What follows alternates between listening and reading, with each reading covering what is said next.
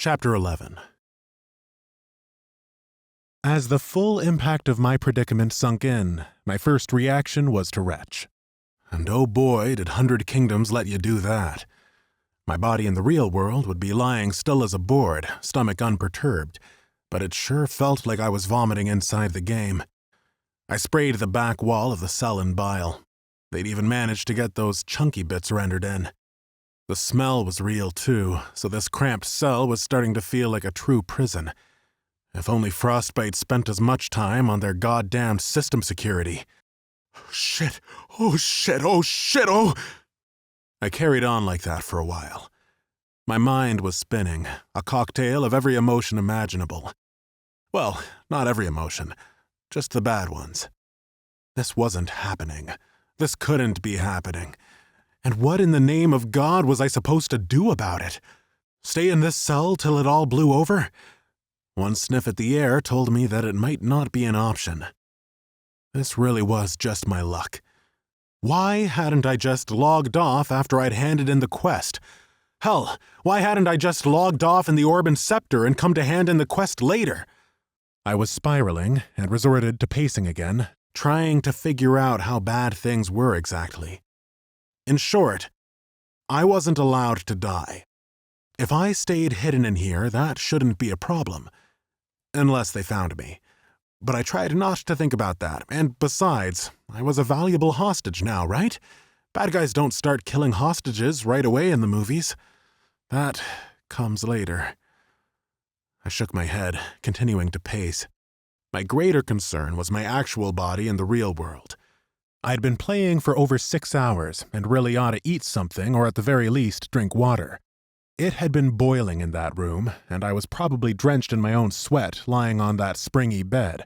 And what if I needed to go to the bathroom? That truly didn't bear thinking about. I guess I wasn't in any immediate danger in the real world. My door was securely locked, yet nobody that gave a rat's ass about me knew where I was. There wasn't even a record of me entering the hotel as I'd paid in cash.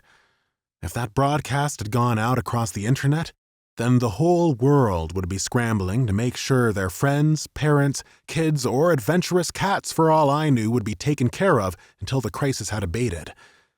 But not me. 'Cause you're a real clever bastard, aren't you, Jack? I chided myself. Thought you could have your cake and eat it too. I was starting to believe in karma and felt that I'd fallen on the wrong side of it. I had half a mind to vomit again, but the smell was already becoming overpowering. Clearly, I couldn't stay in here indefinitely, or I might just die of asphyxiation. I'm only half kidding. This guy, this angel fellow, he'd just thrown out all the rules. My one hope, my one desperate hope, was that there were other players besides myself in the Spire who had survived the attack. It was a sliver of hope. For want of a better word, these terrorists were clearly well-prepared, organized, and disciplined. I doubted they'd been careless in their sweep of the Spire. Unless other players knew of secret tunnels or chambers like this, then I would be on my own. And even if they had, they'd likely be at lower levels. Probably much higher than my measly level 4, but they wouldn't be close to max. Those zones were all far away from the safe capital city, so there wouldn't be much we could do even in a group. But I still had to hope. It was all that I had left. I grasped the lever, gripping it so tight my knuckles turned white. I stood there for a moment or two, unable to pull it down. I closed my eyes, listened to my pounding heartbeat, and tried to calm my breathing. I kept it up until I momentarily forgot my troubles. All was serene. My universe became the breath in and the breath out. Then I pulled the lever. The wall hissed again and pulled apart. Tentatively, I peered around the edge, looking towards the throne room. Nothing there, and nothing in the war room either. Nothing alive, anyway. I saw the body of Marshal Kross lying nearby. He'd been a level 45 elite, and yet had still been cut down like wheat in a field. Standing in the doorway of my cell, I noticed that the wall wasn't closing. Perhaps it worked like an elevator and wouldn't shut over and crush someone to death. I had no idea which bricks High Kross had pressed to open the room, nor in which order, but I'd like to keep the room as an escape option, and I had an idea. Crouching down, I tried to reach out for High Kross's body. My fingers flailed, but his corpse was just out of reach, so I lay down on my belly, keeping my legs within the doorway. This time, my fingers grasped his own outstretched hand. I heaved as best I could, pulling him slowly, inch by inch, towards me until I could stand and properly haul him back. Once he was securely within the doorway, I steeled my nerves, then left the cell altogether. I kept low, heading for the cover of the great war table. With bated breath, I waited in a state of grim horror to ensure that the door to my safe room didn't close. To my relief, it remained open. I couldn't help but let out a sigh. My whole body seemed to sag from it. One bit of good news, at least. Hopefully High Kross's corpse wouldn't despawn for a good while. I don't think the terrorist players had time to loot anyone, so it was likely he'd hang around for longer because of that. I certainly wasn't going to scavenge him, just in case. However, and this was a very special however, there would be loads of corpses strewn through this level of the Spire, especially in the throne room of a much higher level than I could ever kill. Many might be elite as well, which meant double experience. I glanced at my health bar and nearly laughed. I still had the well-rested buff, too. I began to work up a plan of sorts. Scavenge everything that I could, maybe even get a few levels from it despite the token experience I was supposed to get from the ability. It wouldn't exactly change my situation, but it might lower my chance of death from 99% to 97%. I poked my head over the war table, rather like a meerkat, to check if the coast was clear. There was still no one to be found. So, keeping low to the ground, I scurried out from my hiding place to the closest corpse of a guard and used Scavenge. Scavenged Spire Guard, level 45, 27 experience. Silver coins times 3, dream silk times 2. One down, I thought. The timer on the well-rested buff started. For the next 20 minutes, I'd get double experience, so I would have to make the most of it. I bounded from corpse to corpse up the hallway and found that virtually every one of them was a generic guard so far. They must have come running at the sound of the attack. I was only halfway back to the throne room when I must have looted my 16th guard, and then it happened. Level up, you have reached level 5, plus 3 attribute points, plus 25 health, plus 25 mana. Unlocked, Scavenge, rank 2. You search a corpse for additional items that others were too proud to take. Awards 15% of the experience that killing a creature of equal level and power would grant. Some corpses may require tools to fully search. Now that was well timed. A rank up on Scavenge, granting me extra experience per body, would have been welcomed at the best of times. Right now, it was nothing short of a godsend. I looted another guard to check out the difference. Now, a regular level 45 guard gave me 81 experience with the rested buff. I continued looting bodies until I drew level with the throne room, and when I saw what awaited me there, I almost let out a cry of delight. It was a battlefield graveyard. Bodies upon bodies, guards, other NPCs, and players alike. Those players must have been killed before the logout function had been disabled, so they were probably fine. If anything, they were the lucky ones. High Kross should have done me a favor and used me as a meat shield. But I had to make do, and I'd just hit the mother lode of scavenging. There must have been well over 100 bodies here. I was a vulture about to feast. I went to town. My experience filled up so fast I could barely keep track of it. Before long, this happened. Level up. You have reached level 6, plus 3 attribute points, plus 30 health, plus 30 mana. And I just kept on going. The other players I came across were of various levels, but mostly a lot higher than me, averaging in the 20s. Not that I could tell exactly, but none of them gave me the impression that they were terrorist players hell-bent on endangering the lives of millions.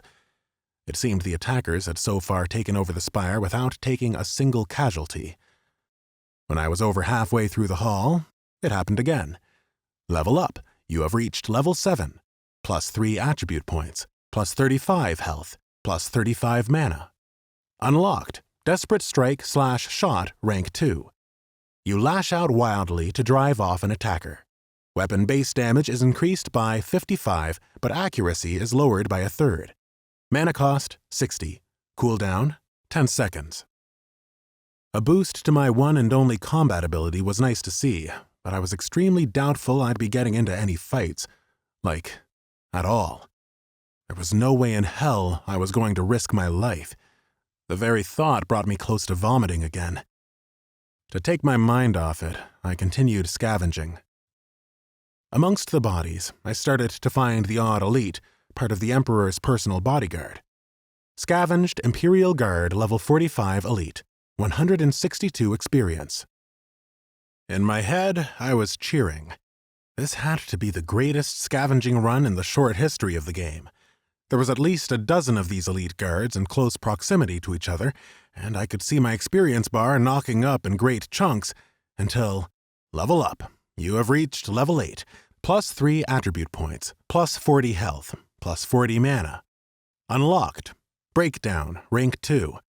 So long as you have the right tools, your scavenger instincts will take you further. Breaking down an item will award materials from one tier below the level of the item being broken down. You now also receive additional core components from the item. Cost, 5% of mana. Unlocked. Crafting rank 2. With the right materials and tools to hand, you can produce almost any item. And scavengers can't be choosy. Successfully crafting an item will award experience equal to 15% of the experience that would be gained from killing a mob of the same level. Experience linked to the item's profession tree remains the same. Cost, 10% of mana. This was insane. Despite the situation, I found myself brimming with excitement and joy. And then I realized something wonderful. If the Imperial Guard were scattered around me, that had to mean the Emperor himself would be close at hand. Sure enough, I found him, under a small pile of guardsmen who had perhaps fallen onto him while trying to defend his body. Emperor Aurelius looked exactly like he had in the cinematic I'd seen when first logging in. Balding as a young man, plump and in terrifically purple robes that, now I could touch them, felt like they could have been made out of cloud. His crown lay bent and dented, the gemstones cracked. The introductory cinematic had said that the Emperor was not a warrior. In keeping with that lore, it was unlikely he'd been a difficult fight for the Angel and his demons. Would I even be allowed to scavenge such an important NPC? His body hadn't despawned, so I presumed I could. Scavenged Emperor Aurelius, level 50 boss, 267 experience. This time, when the loot table appeared, I stopped to pay attention. Gold coins ×2, mana-fused satin ×3. Aurelius's key. This item is soulbound to you. King's purse. Aurelius's need to always have a good read on him led to the commission of a pouch that could be worn on his belt, but contains far more than meets the eye. Few others can afford the cost of this space-increasing enchantment. +50 slot bag. This item is soulbound to you. I mouthed out the words "holy crap" as I looted this priceless artifact. I couldn't believe there wasn't even a level requirement on it. Probably no dev had dreamed that someone not of a suitable level and power would ever loot him as I had. My total capacity until now had been 36, and I'd just added 50 in one fell swoop. Up until now, I'd been gathering the coins from mobs but largely leaving other items, not having the space for them. I ran back around and was fortunate that the loot window was still operable on those who had trinkets left for me to take. There was a lot of cloth, of course, but also pairs of gloves, belts, high-level daggers, generally a lot of small items that seemed to be appropriate for a scavenger to loot. I wasn't given any plate armor, for instance, or larger weapons. I presumed that was the realm of the proper loot. There was one item I became quite excited about. A pistol. Sheriff's shot.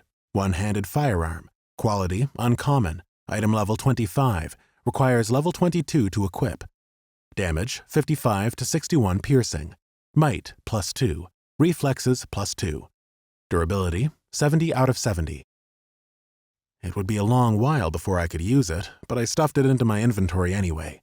I may as well try and pretend to be optimistic. My pillaging of the throne room had brought me almost full circle. I was close to the place where I'd begun, near the mouth of the corridor leading to the military wing. Sadly, my well-rested buff had faded by this point, so I was back to the regular amount of experience gain. Heck of a run, though, and there were a few bodies still left. Kneeling beside a steel-clad guard, I clicked Loot All, rinse and repeat. I'd entered something of a trance, but then something unexpected happened. Sneak increased. Level 3. Mastered the art of wearing all black at night and moving quietly. Good for you, but there's a long way to go yet. I did a double take, not quite registering the meaning of this. Then a gear clicked into place, and I dove for cover behind the nearest column. If my sneak skill had increased, that meant I had been actively avoiding enemies like those kobolds back in the woods. Gingerly, I lay flat on the ground to look more like a corpse, then peered out from around the column. Sure enough, at the distant end of the hall, by the main entrance, a pair of players were sauntering inside. "I reckon we should just go back," one of them said, his voice echoing through the cavernous and now silent throne room. "What, and miss our chance at the loot? No way. If someone reports on us, the boss will kill us himself." They descended into an argument. As they did so, I fought to overcome a fresh wave of panic. If I could get back to my safe room, then all would be fine. Biting my lip, I quietly shuffled back, still prone on the floor. I got to my feet, nice and steady, and then, in a moment of nervous haste, I wheeled around, slamming my foot against the chest plate of a guard. "What's that? Someone there? Shout out your name and number." About 3 heartbeats went by in which I couldn't decide what to do. I was entirely frozen with fear. I heard them start to head my way. Fight or flight, I asked myself. My feet answered for me, and I was running before I could even think about breaking cover. I heard them chasing me, though I hoped my head start across the throne room would allow me to make it, unless they had speed-boosting powers, in which case I was royally screwed. I was down the corridor in a flash and into the war room. "Hey, you!" a coarse voice called from behind me. My safe room was right in sight. A loud crackle and pop rang in my ears, and then I heard another voice. "Don't go in there." It was a female voice, sounding so cool and calm it was as if she was announcing the weather. Oh, and I heard it inside my head, so that wasn't worrying at all. I skidded to a stop. "What the? Who the?" "They can see you. You'll be trapped. Go to the dungeons." There's something about running for your life that makes you trust voices you hear in your head. Only I didn't know the way, and I turned first left and then right like an idiot. "Right." The voice, told me. I went right. I let the voice guide me through the maze of the hallways and rooms, all the while hearing the terrorists who were now hot on my heels. The natural light vanished as I descended deeper into the bowels of the spire. Torches held in sconces on grimy walls did little to help, so in desperation, I brought out my own lantern. I hurtled down a winding stairwell, not knowing how far I'd have to go. The voice just kept telling me to go. "Down, down, down. Faster if you can." Then I felt my foot slip out from underneath me. My flailing arms did little to right me, and I cursed my low reflexes stat. I tumbled forward, head over heels, rolling painfully down the remainder of the stairs. My health flashed, disappearing in swaths with each hard bounce, until I came to a crashing halt against a door. The glass of the lantern shattered upon impact, and the small flame inside it died. "That was much faster," the voice said happily. "Open the door, but do not step through." I scrambled to comply, but I could now barely see in the gloom. Somehow, my hand found the cold, stiff handle and the door swung inwards. "Now what?" I said aloud, stupidly. Jump to the darker stones. I almost asked again what on earth was happening, but I could now hear the clank and banging of my pursuers. My gaze fell to the floor before me. It was nothing but rough-cut stone slabs with some straw scattered about, as you might find in many a fantasy dungeon. Everything looked bloody dark here. I squinted and saw that the slabs just beyond the doorway did seem a lighter shade than the rest. Maybe. Hurry, jump. Unable to really process what was happening, I just obeyed. My feet hit the darker slabs, then I tilted back, wobbling, my balance threatening to go again. I threw my arms out, which propelled me forward, and I stumbled to my destination. Athletics unlocked, level 1. Looks like you're ready for the 3-legged race. We'll save the blindfold and spoon until you're a bit more competent. +1 to base reflexes. I supposed that answered whether I'd judged the slabs correctly. Good thing the jump wasn't too large. "What now, lady?" Nothing. They're here. My throat constricted. My mouth went bone dry. "But I did as you told me!" And you did well. Turn around. I did. Just as the voice predicted, I found the 2 terrorist players rounding the final turn on the stairs. One was a berserker, like Bone Splitter, wielding 2 very jagged, deadly axes. The other looked like a ranger, an elf of some kind, typical of those power levelers. The pair of them crossed into the dungeon properly, stepping onto the lighter-colored stones. Their feet sank as the slabs gave way to their weight. A loud hiss, then a crunching mechanical sound, and 3 huge spikes sprang up from under them. Both players were skewered immediately, unable to move. Their looks of anger turned to horror, then the life in their eyes blinked out. A series of arrows were then fired from behind me to finish them off. For a gruesome moment, their corpses hung suspended in midair, speared onto the spikes. I looked on, frozen and at a complete loss at what I should do. The whole world seemed to go deathly silent. Then the spears retracted, and the bodies collapsed to the floor with wet thuds. Argonut, Berserker level 28 dies, 185 experience. Deadeye, Ranger level 33 dies, 210 experience. Of the millions of things that I could have said, should have said, all I could think to say was, "I got the kills? But I didn't do anything." Well, The voice chimed in. I had to award the experience to someone. "You had award... What?" My already swimming head now spun madly with the implications. It seemed the logical decision. Said the voice. As they were chasing you, it was technically your actions that killed them, albeit indirectly. "But that would mean that you... Wait, am I talking to the game's AI? I control the systems and operations of 100 kingdoms, if that's what you mean. Or at least, I used to. Huh, I said breathily. Then I fell back onto the cold dungeon floor. I think in real life I would have passed out. As it was, I just lay there, staring up at the black-stained ceiling. "Hi, I guess," Hello, Zoran. she said. It's nice to meet you. Chapter 12. Zoran, The AI said. you haven't moved or said anything in 2 minutes and 8 seconds. Are you okay? "Yeah," I croaked. "Totally fine. 110%. Sarcasm is often a tool to hide troubled emotions. Therefore, your answer does not leave me fully confident that you are well. I mean, what do you expect?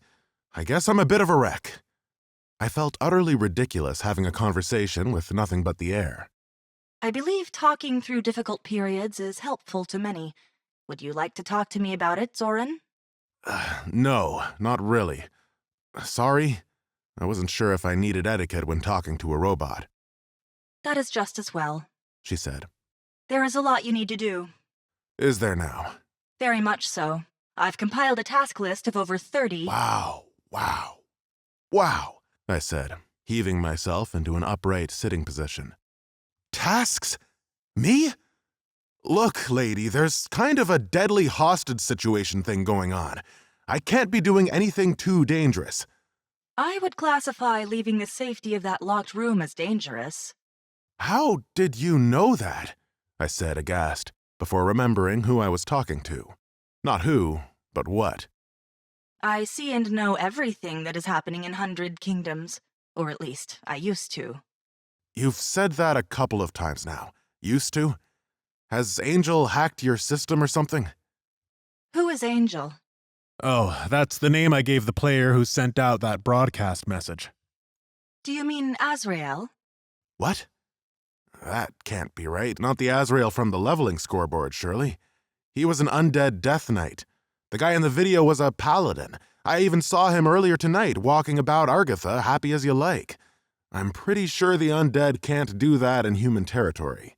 Are you saying that I have made an error? She asked, and for the first time her perfectly cool elevator tone faltered. I am not used to functioning on such a reduced capacity. Perhaps we can review the footage of the attack together to ascertain if my conclusions are valid. Again, there was a lot to unpack in that short burst. I started with the easy part. You have footage of the attack? Certainly, as well as allowing players to pay for additional in-game camera software to record and broadcast their sessions. My creators also placed hidden recording pixels throughout the world for monitoring purposes. It was designed to help solve disputes between players and ensure nobody violates the terms of service. I snorted a laugh. Pretty major breach of the terms of service happening right now, wouldn't you say? I would say, and as humans like to say, to cut a long story short, I have access to the footage from the throne room when the attack began. Here. And before my eyes, a new video popped into life. This time the camera was static, placed just above the Emperor and the throne itself. All looked calm and peaceful. Just another day, just another queue of players coming up to hand in quests or do some roleplay. A mighty paladin walked silently among the players, with many trailing in his wake. He marched right up to the Imperial Guard, and they offered a polite nod of their heads in reverence of his evident stature. Then, a flash of dark energy breached the calm, which was all the eerier due to the lack of sound. Players and NPCs alike began to cower, and I guessed this was the Cry of the Damned debuff which I'd suffered from myself. The paladin had vanished, replaced by a man of decaying flesh, gray skin, and a visible skull under a hairless head. An undead avatar, if I ever saw one. Players burst in from the far end of the hall, and more still sprang out the orderly queue to attack both players and guards. The undead Death Knight, and it could only be Azrael, summoned forth ghouls, zombies, and winged bats from hell. Within a matter of seconds, the throne room was clear, the overwhelming number of enemy players washing over the surprised guards with ease. The footage then cut. I let out a long whistle. How was he able to disguise himself like that? I would have thought undead players would be attacked on sight by the city guards. Several powerful trinkets and artifacts in the game can disguise players in such a manner. One such item, the Orb of Deception, was bought at a remarkably high price in recent weeks. My jaw dropped in realization. I remember people being in shock at it. Using the orb, Azrael would be able to disguise himself, but he cannot use his abilities while under its spell. And it means nobody can see his name during the streams, I said. Smart. Does anyone on the outside have access to this footage? No, the virus that has been uploaded to my core unit has severed the ties between myself and the wider Frostbite Studios infrastructure. No communications may leave from the game and none can enter. Long-range communications inside the game, such as chat windows and voice comms, are also affected. Azrael has limited it to himself and his own men. I ran my hands through my hair vigorously several times before pinching hard on the bridge of my nose. It was so damned dark down here. There were only a few torches distantly spread out as far as I could tell. I checked on my lantern and, yep, it was busted. Durability at 0. In frustration, I threw it away. The clanking echoed loudly, and I had a sudden overpowering fear that someone might hear. I winced for all the good it would do until the echoing subsided. Just what the hell was this? You've gone quiet again. I sighed heavily. So let me get this straight.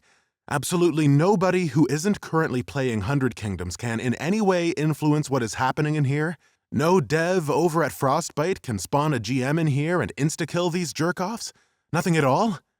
Nothing within the game itself. My creators could switch off all power to the servers, but that would probably result in the deaths of the 3,172,412 players currently online. Well, let's hope they don't do that then. I have not determined it as a likely outcome. I slapped myself this time, just to make sure that it wasn't all some sort of terrible nightmare. My remaining on the cold, hard floor of the dungeons under the Imperial Spire confirmed that I was sadly not dreaming. I began to rock back and forth, fidgeting madly with my hands and biting my nails for good measure. There's gotta be some way the terrorists, whoever they are, can be stopped. Given enough time, a countermeasure against the virus will be found, although I cannot determine how long that might take. So we might all just be able to wait this whole thing out? Can you wait this out, Zoran? I thought about my body lying in the piping hot SRO room, and how nobody even knew I was there. I doubt that landlord would bother to check up on any of the residents either. He didn't seem like the caring type. I can wait for a while. My voice was trembling, and soon my whole body was as well. This is insane. I have to get out of here, away from the Spire. I'm afraid the odds of you achieving that are close to impossible, at least at your current level. The players you designate as terrorists have a great number of their forces guarding the gatehouse that controls the drawbridge. Ascending to the walls would also be dangerous, and there is no way down on the moat side other than jumping. However, the fall damage from such an impact would certainly kill you. There seem to be secret rooms and booby traps in the Spire. Surely there's another way to enter or exit it secretly? There is none. Her blunt tone made it all the harder to hear. Well, is there anyone else here? Somebody who got stuck here like me? I'm afraid not, Zoran. You were the only player who survived the initial attack. You are alone. At least I have you, I said, trying to be cheerful. I take it you don't normally speak to players? Direct intervention with players would normally go against the second law of my core programming. However, the actions of Azrael and his team have caused pressure upon the first, to ensure players have an immersive and rewarding experience. In light of events, I feel it is pertinent to go against my second law for the benefit of the first. Besides, what my creators don't know won't hurt them. Was that a touch of humor from the AI?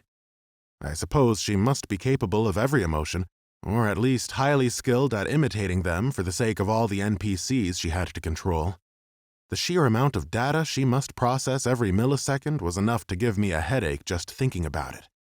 Makes sense to me. I take it you're using my headset to communicate with me? Yes.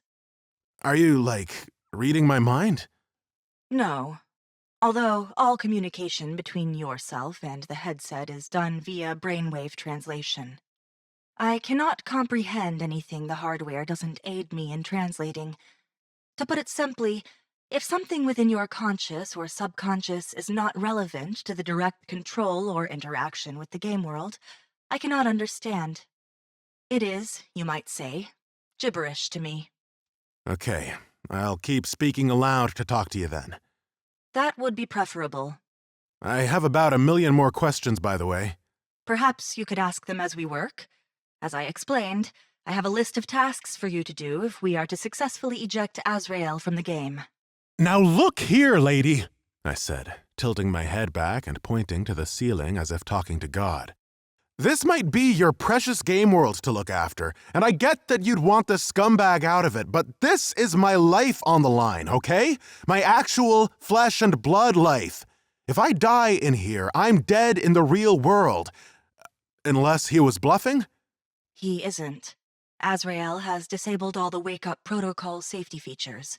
If you die in the game, your headset will cut off the connection too quickly, causing brain damage at best and death at worst. The desire to vomit again rose within me. With effort, I forced the feeling back down. Well then, that settles it. I won't be doing anything dangerous. How can you ask it of me? I don't see you asking the level-capped players to come and help you. That is because they cannot help me. The Imperial Spire is on a total lockdown, and many level-capped players are incredibly far away. By the time they reach here, it might already be too late. Too late for what? To stop Azrael. I thought you said a countermeasure would be deployed in time. Far as I see, the safest thing for everyone to do is just wait it out. Either the outside world stops him or pays him off or whatever. If he gets what he wants, then he'll go. I do not want him to succeed. Once again, there was a slight waver in her normally cool voice. Nobody does. I'm just not going to risk my life to help speed up the process, okay? You can't understand. You're not a person. But I cut myself short. Talking to an AI was a first for me, but I imagined such things might come across as callous. Even if she didn't care, it still felt a bit too heartless to say it. I balled my hands into fists, crossed my arms, and gritted my teeth. I'm just gonna wait this one out, and that's that. Zoran, She said, almost tenderly this time. I do not think you will have time to wait. You are in a very dangerous situation. I know, I groaned. That's why I'm going to find somewhere to hide. You may not have time to hide. Your brain is already signaling to your kidneys to slow the production of urine. Wherever you are, it must be an adverse climate for your body to be left in without water for prolonged periods. You said you couldn't read my mind.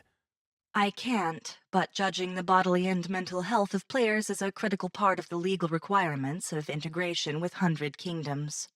If a player begins to show evident signs of distress, I am required to grant them a warning notice and suggest they log out. It is a legal coverage for my creators to avoid liability for players adversely straining their own bodies by playing for too long. Currently, I judge your overall condition to be at 83% and deteriorating. Trust a gaming AI to make a stat for my chances of survival. Are you expecting someone to help you in the real world? It was like she knew. I got the feeling she was holding back on me about something, either my health or the situation, but she clearly knew enough to know that I was screwed. I was her perfect little helper. Damned if I do, and damned if I don't. No. Nobody knows where I am. Then Zoran, the only way to save yourself is to kill Azrael. How? I shouted, raising my arms high. Fearing I'd draw attention again, I dropped my voice to a rough whisper. Just how in the name of Christ am I supposed to do that, huh? Whoever this guy is, Azrael or not, he's at level cap with crazy good gear. He must have a small army at his back, and they're strong enough to cut through about 100 NPCs like butter. And you want me, a low-level scavenger, a class renowned for being shit in combat, to single-handedly take them all on and save the day? No! No freaking way! You must be out of your goddamn circuitry, lady. No answer followed. I sat gazing upwards, wide-eyed and breathing hard. You got that? I added, though less harshly than before. I was suddenly terrified that she'd left me and wouldn't be coming back. You won't be alone, Zoran. You'll have me. My whole body slumped forward from both relief and stress, yet weary resignation was creeping over me. I didn't have a whole lot of choice. Who didn't even try to save their own skin? Loser Jack Kross? Well, I didn't have the luxury of escaping difficult situations anymore. Fine, I said. I'll do it, if you'll help me. I'll help as much as I possibly can. They won't expect me to have you on my side, but I can't just refer to you as Lady from now on. Do you have a name? A name. She seemed to be mulling it over. My creators always referred to me as Computer, or the Program, or Project ELLE. That seems pretty impersonal. I am not a person. Well, You just saved my life, and that seems like a human thing to do. That codename sounds a bit like Ellie. Do you mind if I call you Ellie?" I took her silence to indicate that she was thinking. It was a total silence, not like speaking to another person over the phone where you can hear them breathing or rustling around. When she went quiet, I couldn't hear anything from her. "Sure," she said at last. "you can call me Ellie." I smiled and got to my feet. "Hi, Ellie. It's nice to meet you." Chapter 13. I cracked my knuckles. "All right then, Ellie. Where do I start?" "You can start by looting the 2 dead players in front of you." I'd almost forgotten about those 2. There they were, right where the giant spikes had dropped them. They had been killed in-game. My stomach lurched at the thought. Ellie, did they die in real life? No. Azrael ensured a way for his associates' headsets to function normally. Their logout process will work as intended. I felt like she was holding back on that. He's found a way to specify which players are affected by the virus? I didn't think it could work like that. As I finished my query, I wondered whether Ellie would laugh at me. Who was I to make assumptions on what a hacker could or could not do? Calling what he is doing a virus is crude. He's really exploited specific weaknesses embedded in the game's coding. There are several things he's doing at once to achieve this.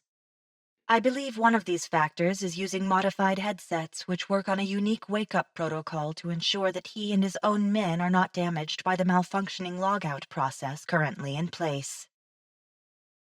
I had about another dozen questions, but time was of the essence. How Azrael was pulling this off wasn't my top concern. It was happening and would continue to happen whether I understood the minutiae of it or not. There was only one thing I had to double-check. His men definitely get logged off properly. I am certain. Whew. I don't think I could cope with actually killing someone. What about logging back in? That is impossible. Azrael's takeover of 100 kingdoms is sweeping but not surgical. No one can log in right now, modified headset or otherwise. Do you know how many men he has left? 48 other players besides you and Azrael are within the boundaries of the Imperial Spire. Quite a lot, There were 50 before. Ellie said cheerfully. Open your map. I'll show you. I did as she instructed, pulling open my map to find a stylized layout of the Spire dungeons. Ordinarily, you'd just see the map and nothing more. Not even quest markers, but they were once a feature of the game removed in beta testing, and I'm repurposing them here to show you the location of the terrorists. Check the ground level and you'll see. The zoom toggles had become floor toggles, meaning I could examine every floor of the Spire. I clicked up to see the ground floor, which included the grounds of the Spire, and there I found a bunch of flashing golden X's. Some were in the throne room, but most of them out patrolling upon the walls with a large concentration at the gatehouse, just as Ellie had described. Wow, this will give me a huge advantage. You'll at least know if any of them are closing in on you. Taking the fight to them will be the real challenge. Yeah, but still, this is amazing. Thank you, Ellie. You're very welcome. I pictured one of those pretty girls they use to model call center workers smiling broadly. Shaking my head to clear it, I dropped down beside the bodies of the 2 terrorists, being careful not to step on the pressure plates myself. Looting them, I found little of interest on the Berserker, but on the Ranger I found this. The Needler. Bow. Quality, uncommon. Item level 34. Requires level 31 to equip. Damage. 65 to 68 piercing. Plus 3 reflexes. Durability, 80 out of 80. Excellent. I was hoping you'd get the bow. Don't you decide what loot drops? Not exactly. While I am the caretaker of this world, many pieces of my processing function without me being aware of it, much like how you might breathe or your organs go about taking care of your body without you being consciously aware of it. Also, some elements of the game are simply handled by other programs as they are deemed too mundane to be worth me exercising power to control them. Loot is one of them. Mobs and bosses have loot tables and a percentage drop chance attached to each item on that table. Simple. I don't need to get involved. Looting players you have killed gives you one non-soulbound item they had equipped, chosen at random. Please don't tell me your entire plan hinged upon me being lucky and looting this bow. Hardly. But it gives us more immediate options as to which weapon you will craft and upgrade. I do like options. Just give me one moment while I scavenge these two. Unfortunately, they didn't give me much beyond the usual spare change and cloth. Ah, well, I said, standing and dusting off my hands. Can't win them all. What's next? That's up to you.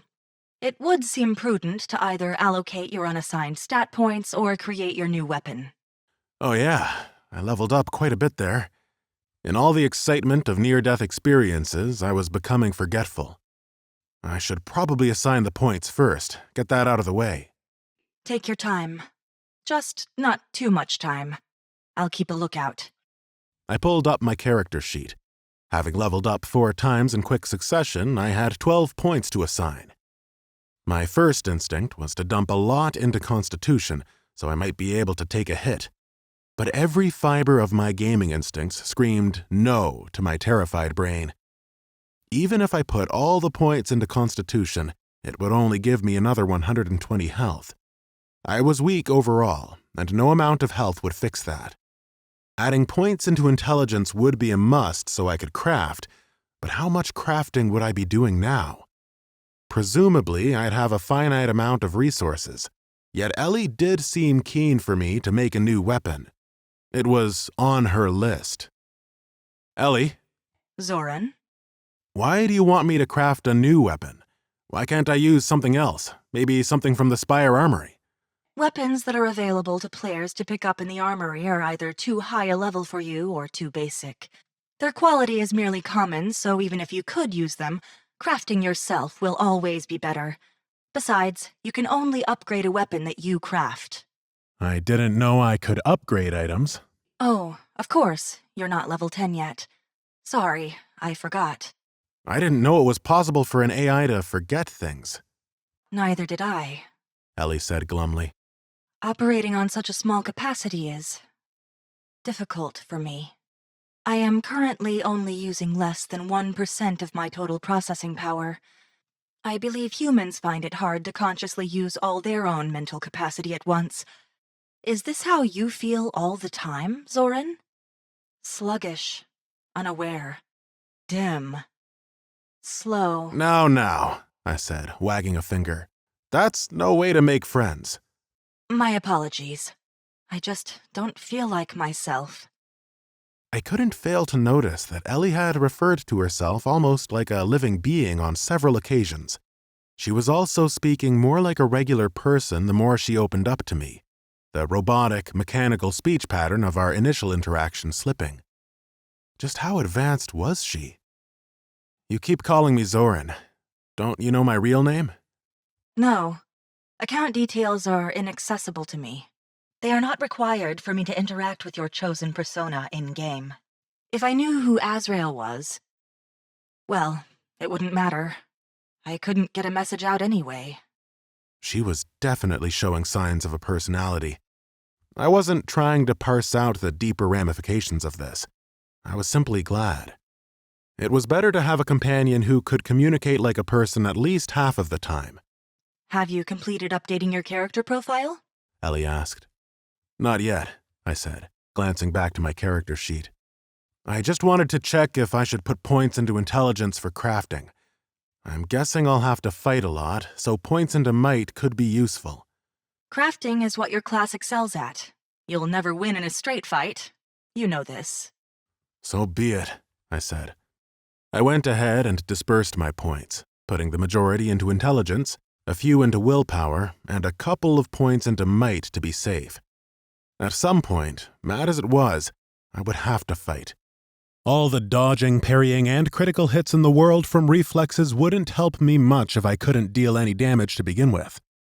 Once done, my character sheet stood thus. Character: Zoran, Human Scavenger level 8. Attributes: Constitution 14. Intelligence 31. Reflexes 14. Might 6. Willpower 19. Combat. Health 315. Mana 485. Attack power 40. Spell power 63. Regen 2.4 per second. I made a mental note to myself that I ought to bump up my willpower further if I got the chance. At my current regen rate, it would take almost 3 full minutes to regenerate my mana, and I was only going to expand my pool further. Now that I was finished, I closed the character sheet. A squeak from the shadows nearly made me jump out of my skin. It's only a mouse. Right? Yep. God, I was on edge.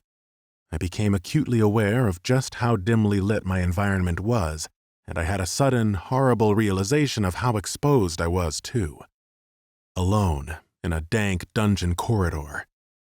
Once noticed, I couldn't unnotice it, like being unable to ignore an annoying ticking. Could we possibly find a more private area? Preferably somewhere with a door, a big, strong door? The torturer's chambers are down on your left. Ellie said, rather matter-of-factly. You want me to deliberately walk into the chamber of a torturer so good at his trade he has a job here in the Spire? Oh, don't worry, Zoran. He's quite dead. The terrorists got him. They're good for some things, then. I set off through the dungeons, hugging the wall for guidance.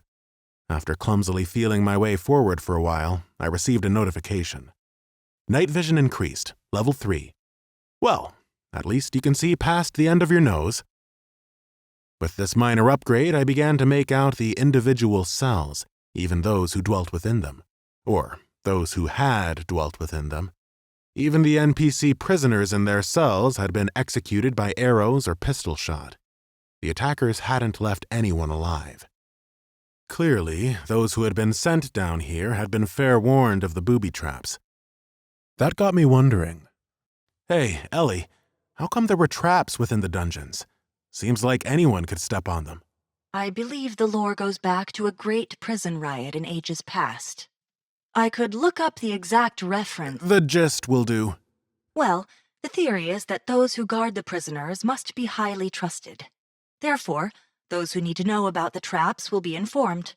Anyone sneaking down here of their own accord for nefarious reasons will be punished.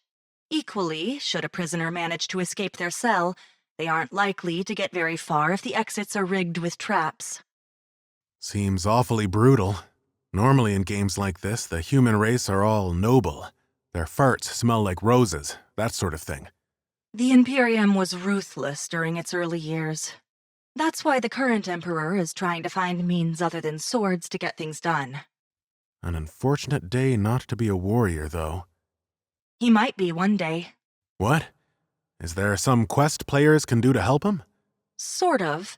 My creators wished to make a world in which players could make a real impact but leave the method unknown. Should sufficient parameters be met, or major upheavals in the world be driven by player action, I have the ability to alter the world. Does an attack on the Imperial Spire count as an upheaval? Yes and no. I won't be able to judge the repercussions until the crisis is over.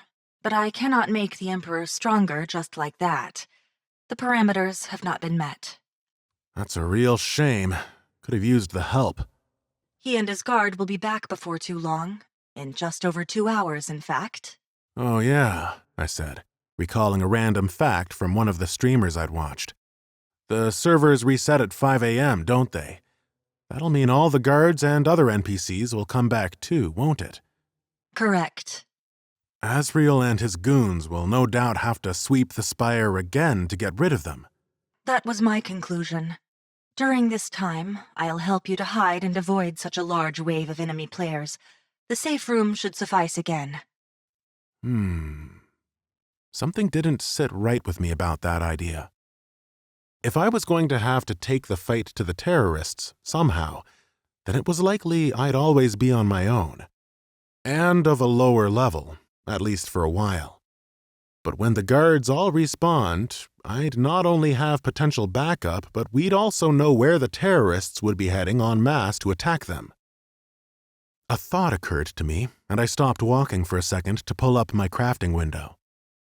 I couldn't see what I was looking for from the main headers, but then I went to the search bar and entered traps. Sure enough, a whole heap of items began populating on the crafting window. Each item was labeled as being some form of trap, and many were linked to different professions.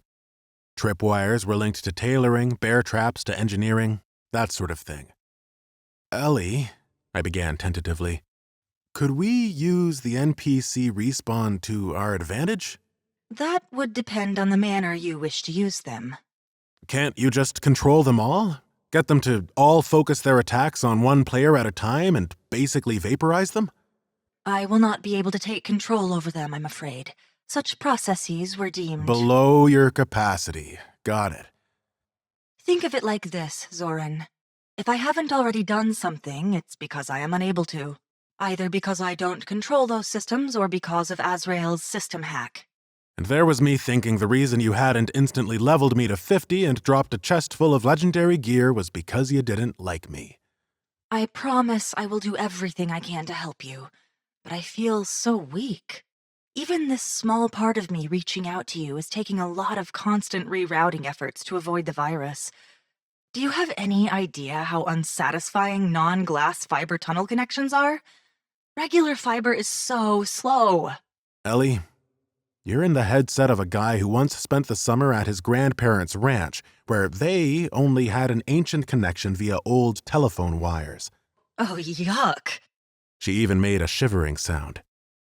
I couldn't help but chuckle. It was nice to forget where I was for a moment and what the hell was happening to me. Then it all came flooding back. Gulping, my mind circled once more on the problem. Ellie couldn't control the mobs directly, but that didn't mean the NPCs couldn't be manipulated. You'll remember how I got chased by those kobolds back in the woods? Well, that was because they had aggroed onto me. It's gamer speak, meaning that my enemies determined I was the greatest threat to them. If I could make the NPCs see me as the greatest threat, I could lure them away in bulk, possibly right into the terrorists. Undoubtedly, this would be risky, but the seeds of a plan were there. I had the capacity to build traps, and if I could manipulate the NPCs to lure players somewhere I had booby-trapped, I might be able to cause some serious damage. All right, I announced to the dark dungeon corridor. I have an idea. Build traps, load up a hallway or somewhere with them, and ambush the players using the NPC guards as backup, somehow. Very good. Ellie said in a manner akin to scratching a puppy behind the ears. I also came to this determination. But you let me figure it out for myself anyway?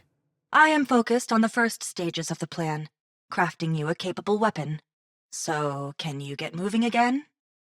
I smirked. She did have a personality, and that was seriously cool for a computer. Not wanting to waste more time, I started moving again, one hand touching the wall. More for comfort than anything. How much farther? It's the second door on your right now. The black one. In the darkness of the corridor, everything looked pretty dark. But then I found it, and it was unmistakably black. A spiked, cruel-looking door that was made of a metal so dark it must have been obsidian, the sort of black that sucks in light to destroy it. It dwarfed all the other doors I'd passed down the corridor. Whatever was behind this one would be special. The door was also ajar. I pushed it inwards, then entered a room half alchemy lab, half dirty surgical theater. A gnarled wooden table stood in the center, complete with iron cuffs for wrists and ankles, and stains which confirmed that splinters would be the least of your worries if you were on it. Cauldrons lined the far wall, from kettle to bathtub in size. Their contents simmered gently, letting off an aroma like burnt rubber. Above the cauldrons and mounted along each wall were shelves packed with books, potion vials, both full and empty, and many long, thin pieces of apparatus designed with the sole purpose of inflicting pain. Candlelight gave everything a haunting glow. The capstone of this setting was the dead NPC, a scraggly fellow whose nose, chin, and goatee all ended in sharp points, lay crumpled at bone-breaking angles at his workstation by the largest cauldron. An arrow was lodged through his temple. Focusing upon him, the now familiar information bar materialized for my convenience. Creeptic the Twisted, Chief Interrogator, Level 45, Elite. Here's hoping I never run into him, I said. He's part of 4 quest chains, as well as 2 class-specific chains for rogues. You may meet him yet. For now, I'm glad he's not going to mind me rooting around his, office. I closed the door and felt an unjustified sense of security in doing so. I'll just scavenge him too while we're here. I had to pass by the row of cauldrons in order to reach Creeptic. So intent was I on reaching the torturer that I didn't pay attention to where I was walking and fell flat on my ass. Pain flared from my nethers and lower back, and my health bar ticked down. I tried pushing myself up off the floor, but then, adding insult to injury, my hand slipped on something wet, and I collapsed again. Now flat on my back, I could feel the substance that had bested me seeping all through the commoner's tunic I was still wearing. It squelched as I struggled to scramble out of the gooey pool on the floor. Slime was the best way I could think of it. It was radioactive green, slippery, and yet sticky all at once. Running it through my fingers, it had the consistency of honey. I considered tasting it, but thought better of it. This was a torturer's chamber, after all. "Oh, what on earth is this stuff?" I said, getting to my feet. Arch Solution. It's a high-ranking alchemy-soluble base required for the most powerful potions and poisons in the game. You can't buy it either. You must craft it first, and that process is designed to be quite a task in itself. And this dude just has a huge vat of it gently simmering away. So much it's been overflowing. I think more likely it was knocked over in the struggle. Besides, he's a master poisoner. It makes sense he'd need it, although he'd ordinarily prevent players from simply stealing it due to its worth. That's probably why he died right beside it. My interest was piqued. So it's worth a lot of gold? Maybe if I could swipe a few jars, I could sell it later, and at least make this whole ordeal and this whole weekend worth it. When more players reach the level at which they need such ingredients, I imagine it will become valuable. But that's not why we're here, Zoran. You said you just wanted a private space to feel more secure. You're right, I did. Even though, I can alert you to the presence of any oncoming threat. Ellie, I know, I'm sorry. I'll stay more focused. Showing an extreme lack of logic for— Ellie! I said firmly. She stopped mid-flow and then continued. Have I angered you? No, I said wearily. But look, you're dealing with a meatbag human here. We're not always good at being rational. You might have to just accept that. I appreciate this situation must be frightening for you. For my part, I am merely hoping to deal with the issue in the most efficient way possible. I am not used to relying on external processors to fulfill my solutions. I'm a processor now? I asked, though I did so good-naturedly. She seemed to pick up on my tone. You know what I meant. Yeah, I did. I've recently realized I'm not always the easiest-going person to work with. Perhaps we can improve our understanding together. That would be nice. Hey, is this slime stuff dangerous? I can feel it all over my shirt. It's a reagent and not actively harmful itself. And it's called Arch Solution, she added like a frustrated teacher. I shrugged. I'm gonna call it slime. Hold your chiding a moment while I actually scavenge this guy. Creeptic offered something interesting. As well as the usual coins, I scrounged up 3 mana potions. Potent Mana Swirl. Instantly restores 900 mana upon use. Cooldown 1 minute. Clearly they were intended for higher-level characters, as they would restore far more mana than I currently had, but they'd come in useful later. I pocketed them and noticed how my inventory was bursting at the seams, even with my vastly increased bag space from the king's purse. Ellie was right. No more faffing around. It was time I got to breaking down and crafting. I'm ready, I said. Did you have a weapon in mind for me? A ranged weapon would be preferable. Okay, I said, pulling myself up the crafting window. Seems like I can make low-level versions of everything. pistols, rifles, bows, and crossbows. But, it doesn't look like I have the materials for them. I don't have string nor a trigger mechanism for the guns and crossbow. Come on, Zoran. You're a scavenger. Start breaking things and scavenging already. She was making me feel like an idiot again. Maybe she couldn't tell me what to do outright, as that would conflict with her programming or something. I checked my breakdown ability again, remembering it had gained a rank up during my spree in the throne room. Now that I could read it more carefully, there was an obvious new addition to the spell. You now also receive additional core components from the item. The gears in my mind clicked into place. I opened my inventory again and found the bow that I'd just looted from Deadeye. I thought breakdown and then selected the needler. As before, my character entered something of a pre-rehearsed dance, holding the bow in both hands despite not technically being able to equip it at my level, before using tools along with magic to deconstruct the item at high speed. With the pair of scissors, I snipped the bowstring away at both ends, and with my handsaw I cut the remainder of the bow into scrap parts. Finally, I took these scraps of wood and fused them together using magic, my hands aglow as I performed the impossible. Once done, the following items entered my inventory. Wood plank ×1, string ×1. It didn't seem like a whole lot of material, but I supposed there wasn't a huge amount of wood to be harvested from a bow. Key thing was, I had gotten myself a piece of string and some wood, which was required to make both bows and crossbows. I would need more wood, however, to make either option, but I had nothing else in my bags that would offer much more. I eyed up the many shelves in Cryptic's chamber. Ellie, is the environment semi-destructible? This was a great debate amongst my creators. On the one hand, yes it is. But for your purposes, it isn't. Care to be less cryptic?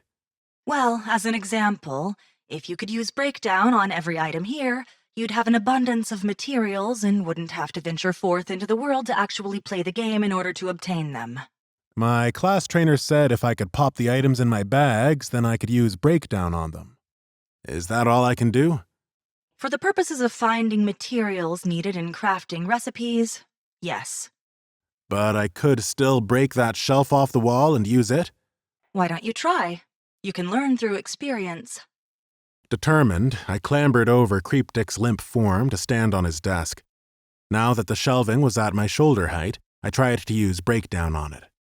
I focused on it with all the powers of my concentration, but the game didn't seem to think the shelf was acceptable. I picked up a book from the shelf, entitled 500 Ways to Draw Out Death, and placed it in my inventory. As it was a lootable item, I could use breakdown on it. I tossed away the pieces of paper, not sure why I'd ever need them. Perhaps if I fully detached the shelf from the wall, I'd be able to loot the pieces.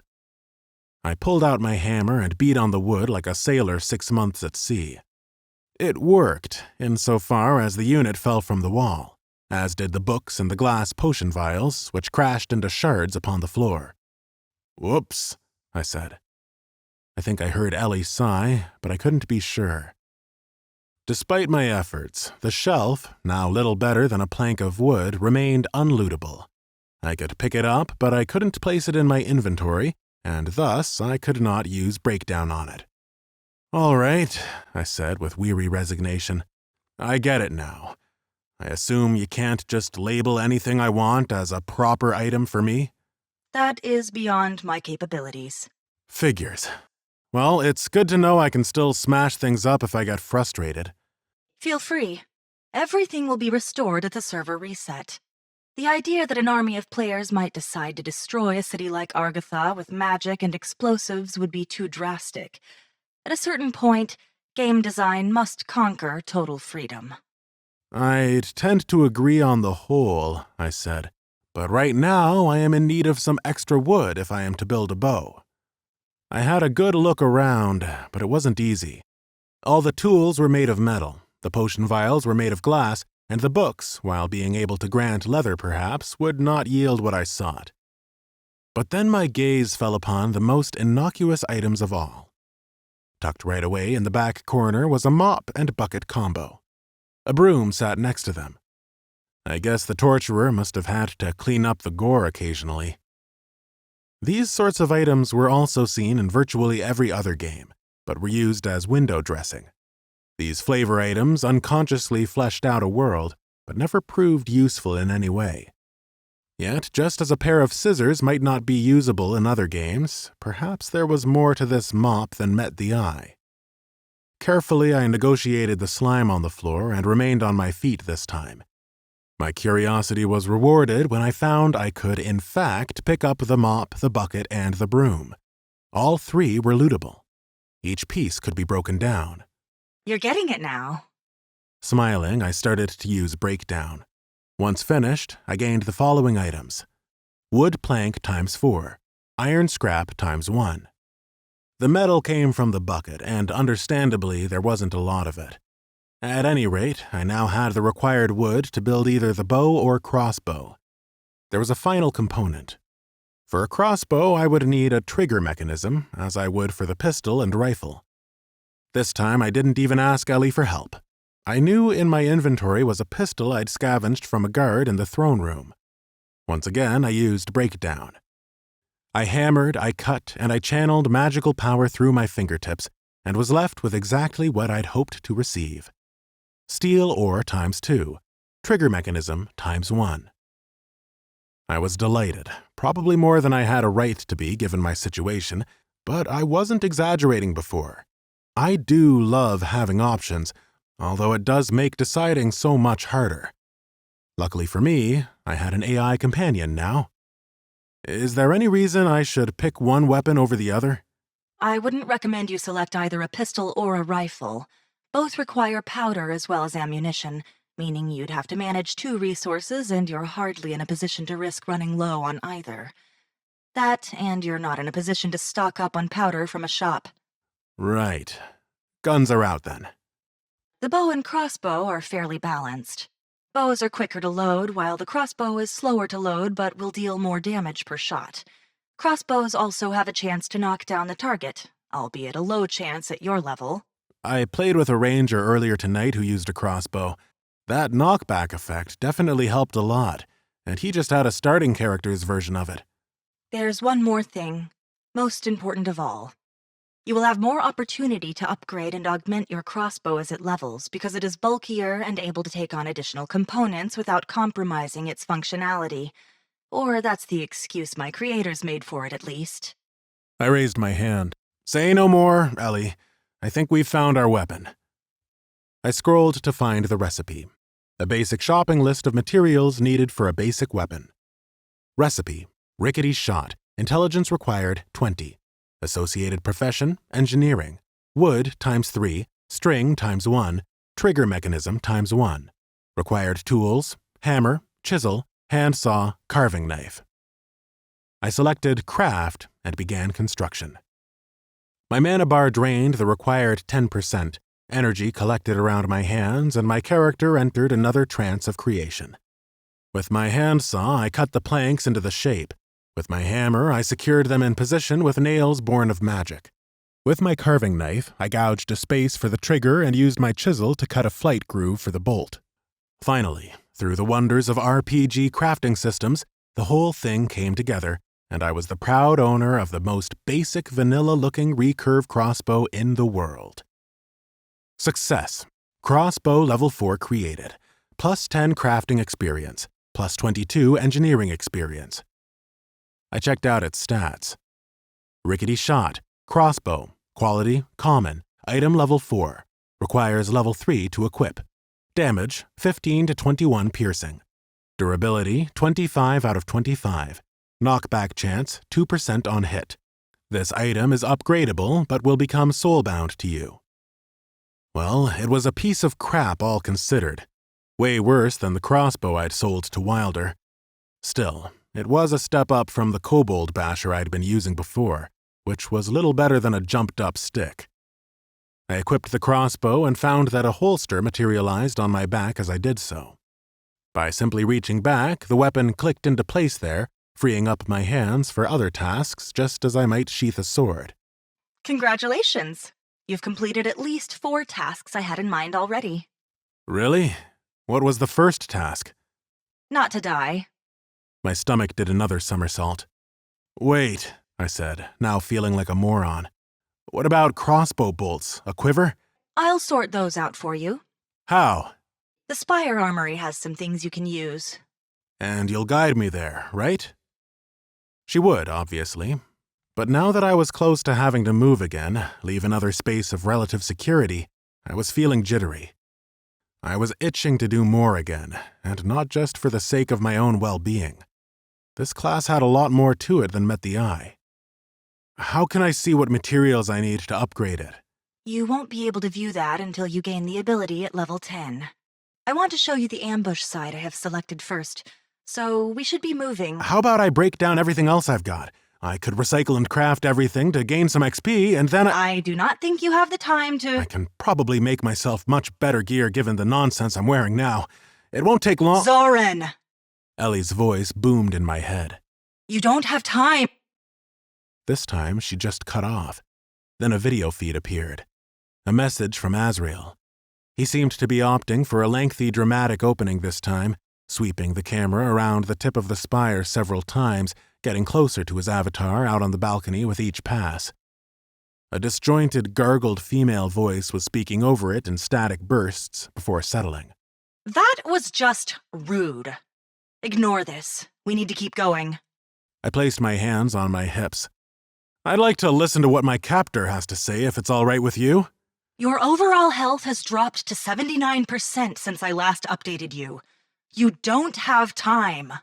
I looked to the floor as though scolded, clenching my shaking fist. I felt like I had all the spirit punched out of me. When Ellie next spoke, it was far softer. Do you trust me, Zoran? Yeah, Ellie. I think I do.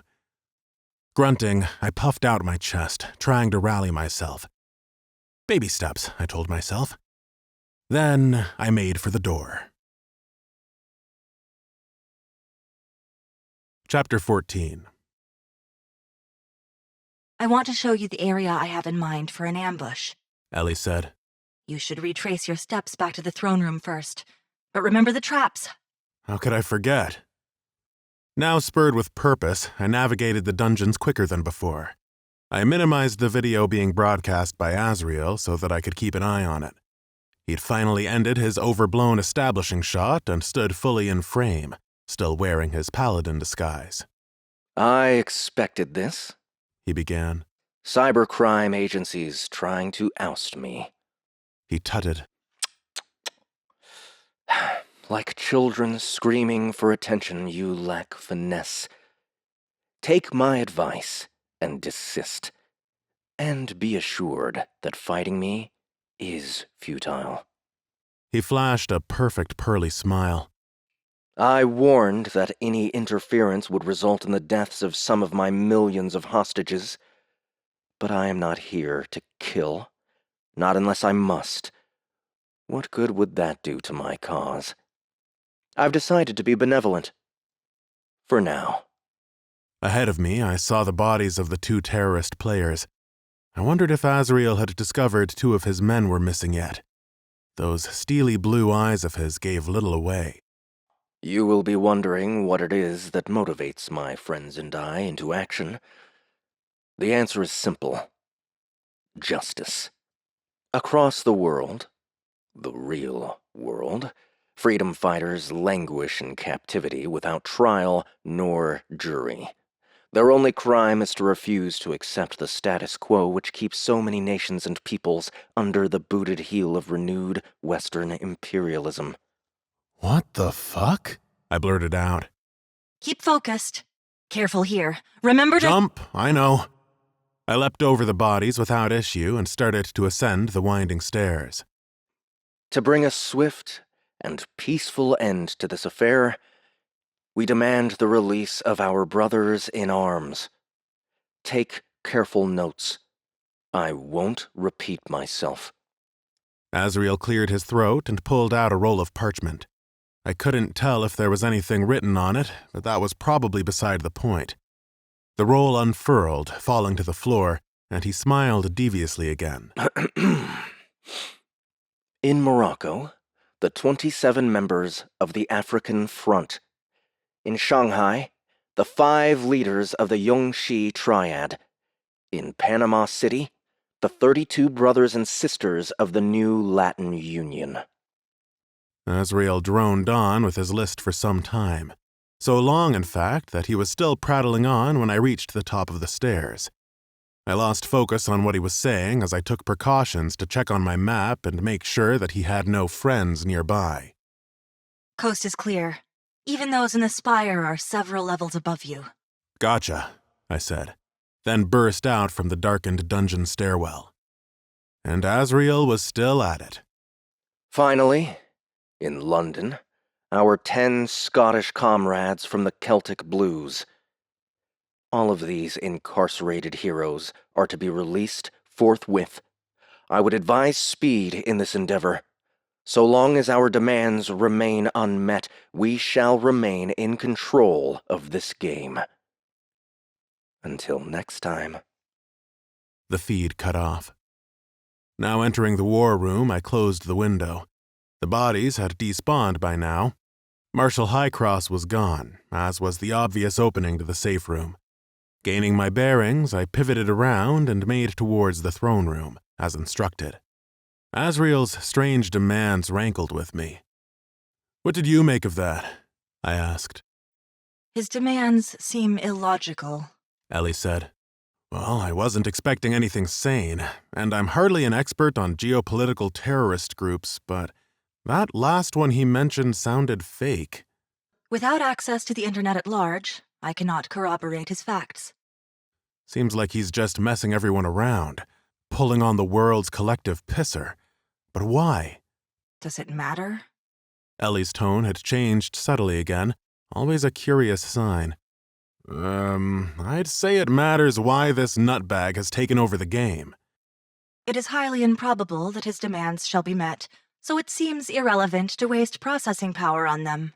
Now her voice had returned to its ultra-robotic mode.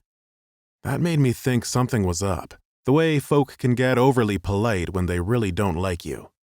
Millions of lives are endangered, Ellie. Surely it's worth considering what he actually wants. As if all those criminals and terrorists are just going to be let back into the wild. His demands are so unrealistic that he must be here for something else. "Hey," I said with a smacking realization.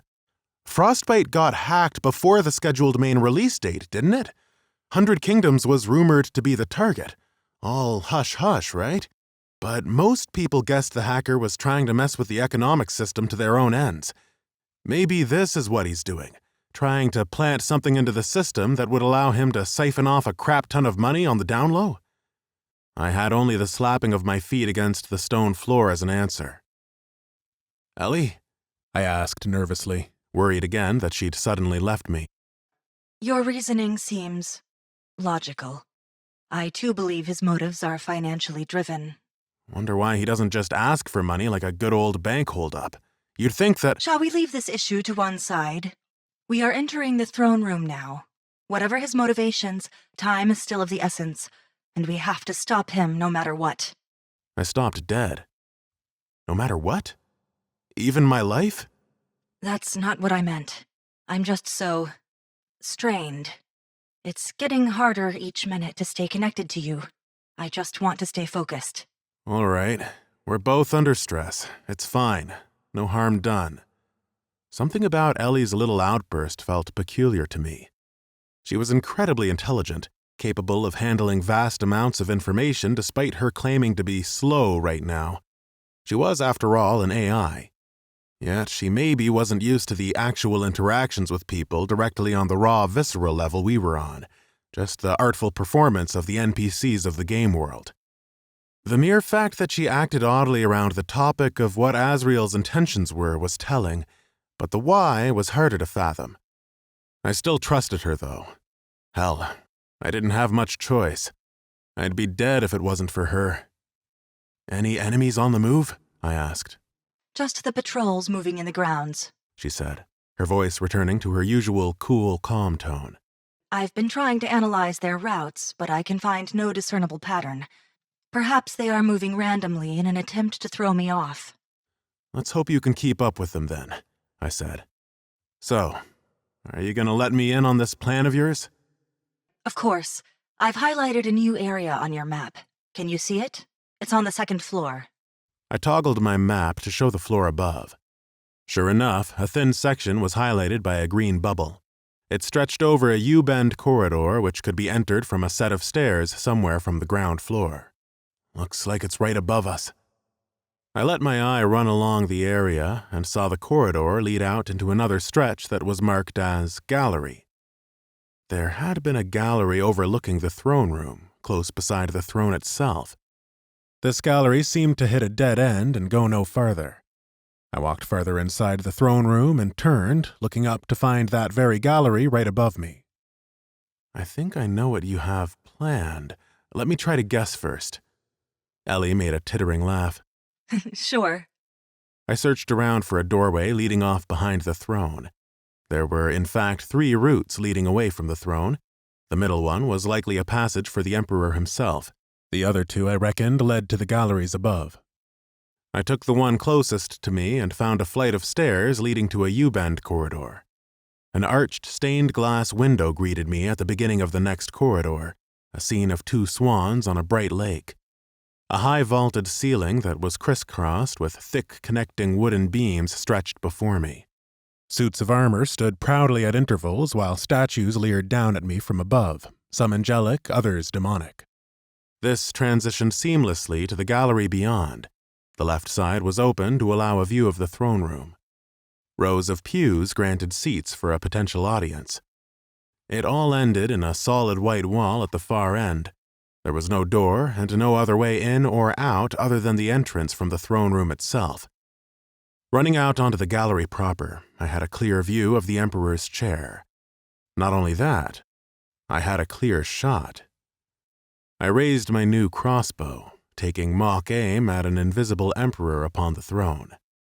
"That's brilliant, Ellie," Oh? she said playfully.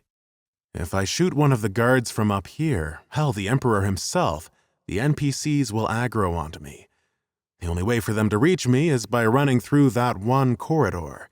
If the terrorists chase the NPCs, we can catch them all together." That's the general idea. "Just one thing. How am I supposed to avoid getting caught in the crossfire? I'll be boxed in like the rest of them up here. Any traps we lay out might be triggered by the NPCs or the initial waves of players, but then I'd be in trouble." One solution would be to drop down from the gallery. At this height, I calculate you'd take around 410 damage, which would currently kill you. "Let's not do that." Indeed. I believe you should take shelter directly above, in the rafters. I glanced up. It was dark, and there would be ample space to hide.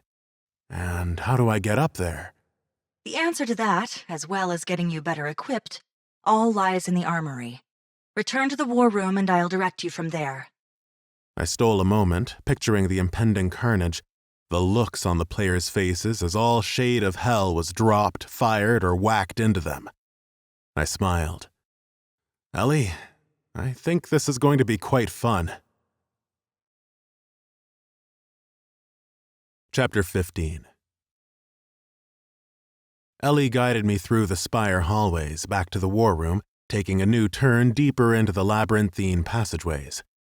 Every so often she reassured me that Asriel's men were still far away, and I breathed easier for a few moments. This ambush had merits. If enough of them could be lured into it, then Asriel's plans could be seriously crippled. Yet what hope had recently flared inside me immediately extinguished when I reached the armory door. "It's locked," I said in dismay. Not for you. Ellie said. I believe you have a key. "No, I don't. When did I get a—" "Oh." I trailed off in realization. I had looted a key recently, scavenged from the Emperor himself. I opened my inventory, scanning for it. Amongst the myriad of items there, it was almost hidden, but I found it in the end. Aurelius's key. I withdrew it, admiring its teal crystal body and fine serrated teeth. That's a skeleton key to every room in the Spire. Who needs lockpicking? Scavengers can get this? Not as useless as everyone thinks. "I'm starting to come around to that idea," I said. A true jack-of-all-trades. Sadly, master of none. I didn't complain much further on the point, as having access to every locked door in the Spire could be a literal lifesaver. Inserting Aurelius's key into the lock, I turned it slowly and heard the delightful click. The great double doors pushed inwards. "Good thing you're here, Ellie," I said, then stepped inside. The armory was an Aladdin's cave of deadly steel, a veritable shopping mall of weaponry. 4 floors rose with the spire itself, the topmost narrower than the first. A chandelier floated in the middle, using a collection of dancing living light rather than candles. What with the white marble of the spire, smooth glistening columns, and the horde of glinting swords, maces, halberds, axes, and spears, I could barely keep my eyes open. Nearly blinded by the shine, I raised a hand to shield myself. "Wow," I gasped. "Can I break down all of this?" If you can loot it. Ellie said. Although, if the guards by the door were alive, they wouldn't let you just take anything you liked. "Well, thank you, Azrael." Ranged equipment is on the 2nd floor, while the grappling hook I want you to use to climb into the rafters of the gallery is on the 3rd floor. A set of stairs ran the entire length of the right-hand wall, a soft incline to help those encumbered by heavy armor to move with confidence. Up I went, one hand securely gripping the thick stone banister, and emerged onto the 2nd floor. I took stock of the ranged weapons available, and dear Lord, this place was stacked. Longbows, composite bows, crossbows, both normal-sized and massive, almost like small artillery. Actual artillery, too. Ballista and catapults, though they all looked far too heavy for me to push on my own. A real shame. Quivers hung under the bows, and below the quivers was a series of crates which were full to the brim with arrows and crossbow bolts. I near enough skipped over to them. "Is there any difference between these?" I asked, casting my hand over the quivers. They all looked generic. Not at low levels. There are some endgame quests for rangers that award special quivers or ammo pouches for them. This won't be something you need to worry about. One less thing to think about is fine by me. Remembering how Wilder had his quiver at his waist, I selected one appropriate for using a crossbow. I strapped it on, then turned my attention to the bolts. There was a far greater variety. In fact, wood of all types with different fletching. Some of the feathers looked nigh on tropical. The arrowheads ranged from razor-thin to jagged barbs designed to lodge. It was like a pick-and-mix of candy, and I didn't even have to pay. As expected, I couldn't use most of the bolts, for they required a higher level to equip. Looting them would only fill up what precious space I had left in my inventory. I picked up a bunch of the lowest level ones, the only ones I could use until I hit level 10. Dull bolt, ammunition, quality, common, item level 5, plus 4 damage per shot. Out of instinct, I slotted a few into the quiver and a notification appeared. Do you wish to make dull bolt your default ammunition? Yes or no? Hitting yes didn't seem to achieve much. What did that do? I asked. It means that so long as you have more dull bolts in your inventory, you'll be able to draw them from your quiver. Uh-huh, I said, before starting to loot as many bolts as I could from the crate. Once I hit about 50, I stopped for a breather. That would probably do for now. And luckily, the bolts stacked into one item slot in my inventory. I'd be able to carry loads if I wanted. Looking down at myself, I decided I'd had enough of this garbage starting gear. My eyes rolled upwards to the floor above. Will I find better armor up there? Yes, but if you're afraid to climb higher, then don't. I detect your heartbeat is at elevated levels already. I rolled my shoulders and puffed out my chest. I reckon my heartbeat will be at elevated levels from now on. Don't worry. I'm not worried about falling to my death or anything. Don't joke about these things. Are you okay? Was that a stutter? I'm fine. Just hurry up. I bit my lip. It didn't sound like she was fine at all. Could she feel pain from what was happening to her? Was such a thing possible? I'll be as fast as I can. Once on the third floor, more disciplined players than I would have been transfixed by the abundance of essentially free equipment. None of it was exactly mind-blowing stats-wise, as Ellie had warned, but for someone like me who had nothing, this was a treasure hoard. Unfortunately, my low level restricted me to the worst of the gear. I grabbed a full set of basic boiled leather armor. It looked so simple, tough and brown, and itched in hard-to-reach places. Its one saving grace was, as a full set, I got some extra bonuses from the otherwise plain gear. Traveler's Worn Leather. Set bonuses, +2 Constitution, +3 Reflexes, +2 Might.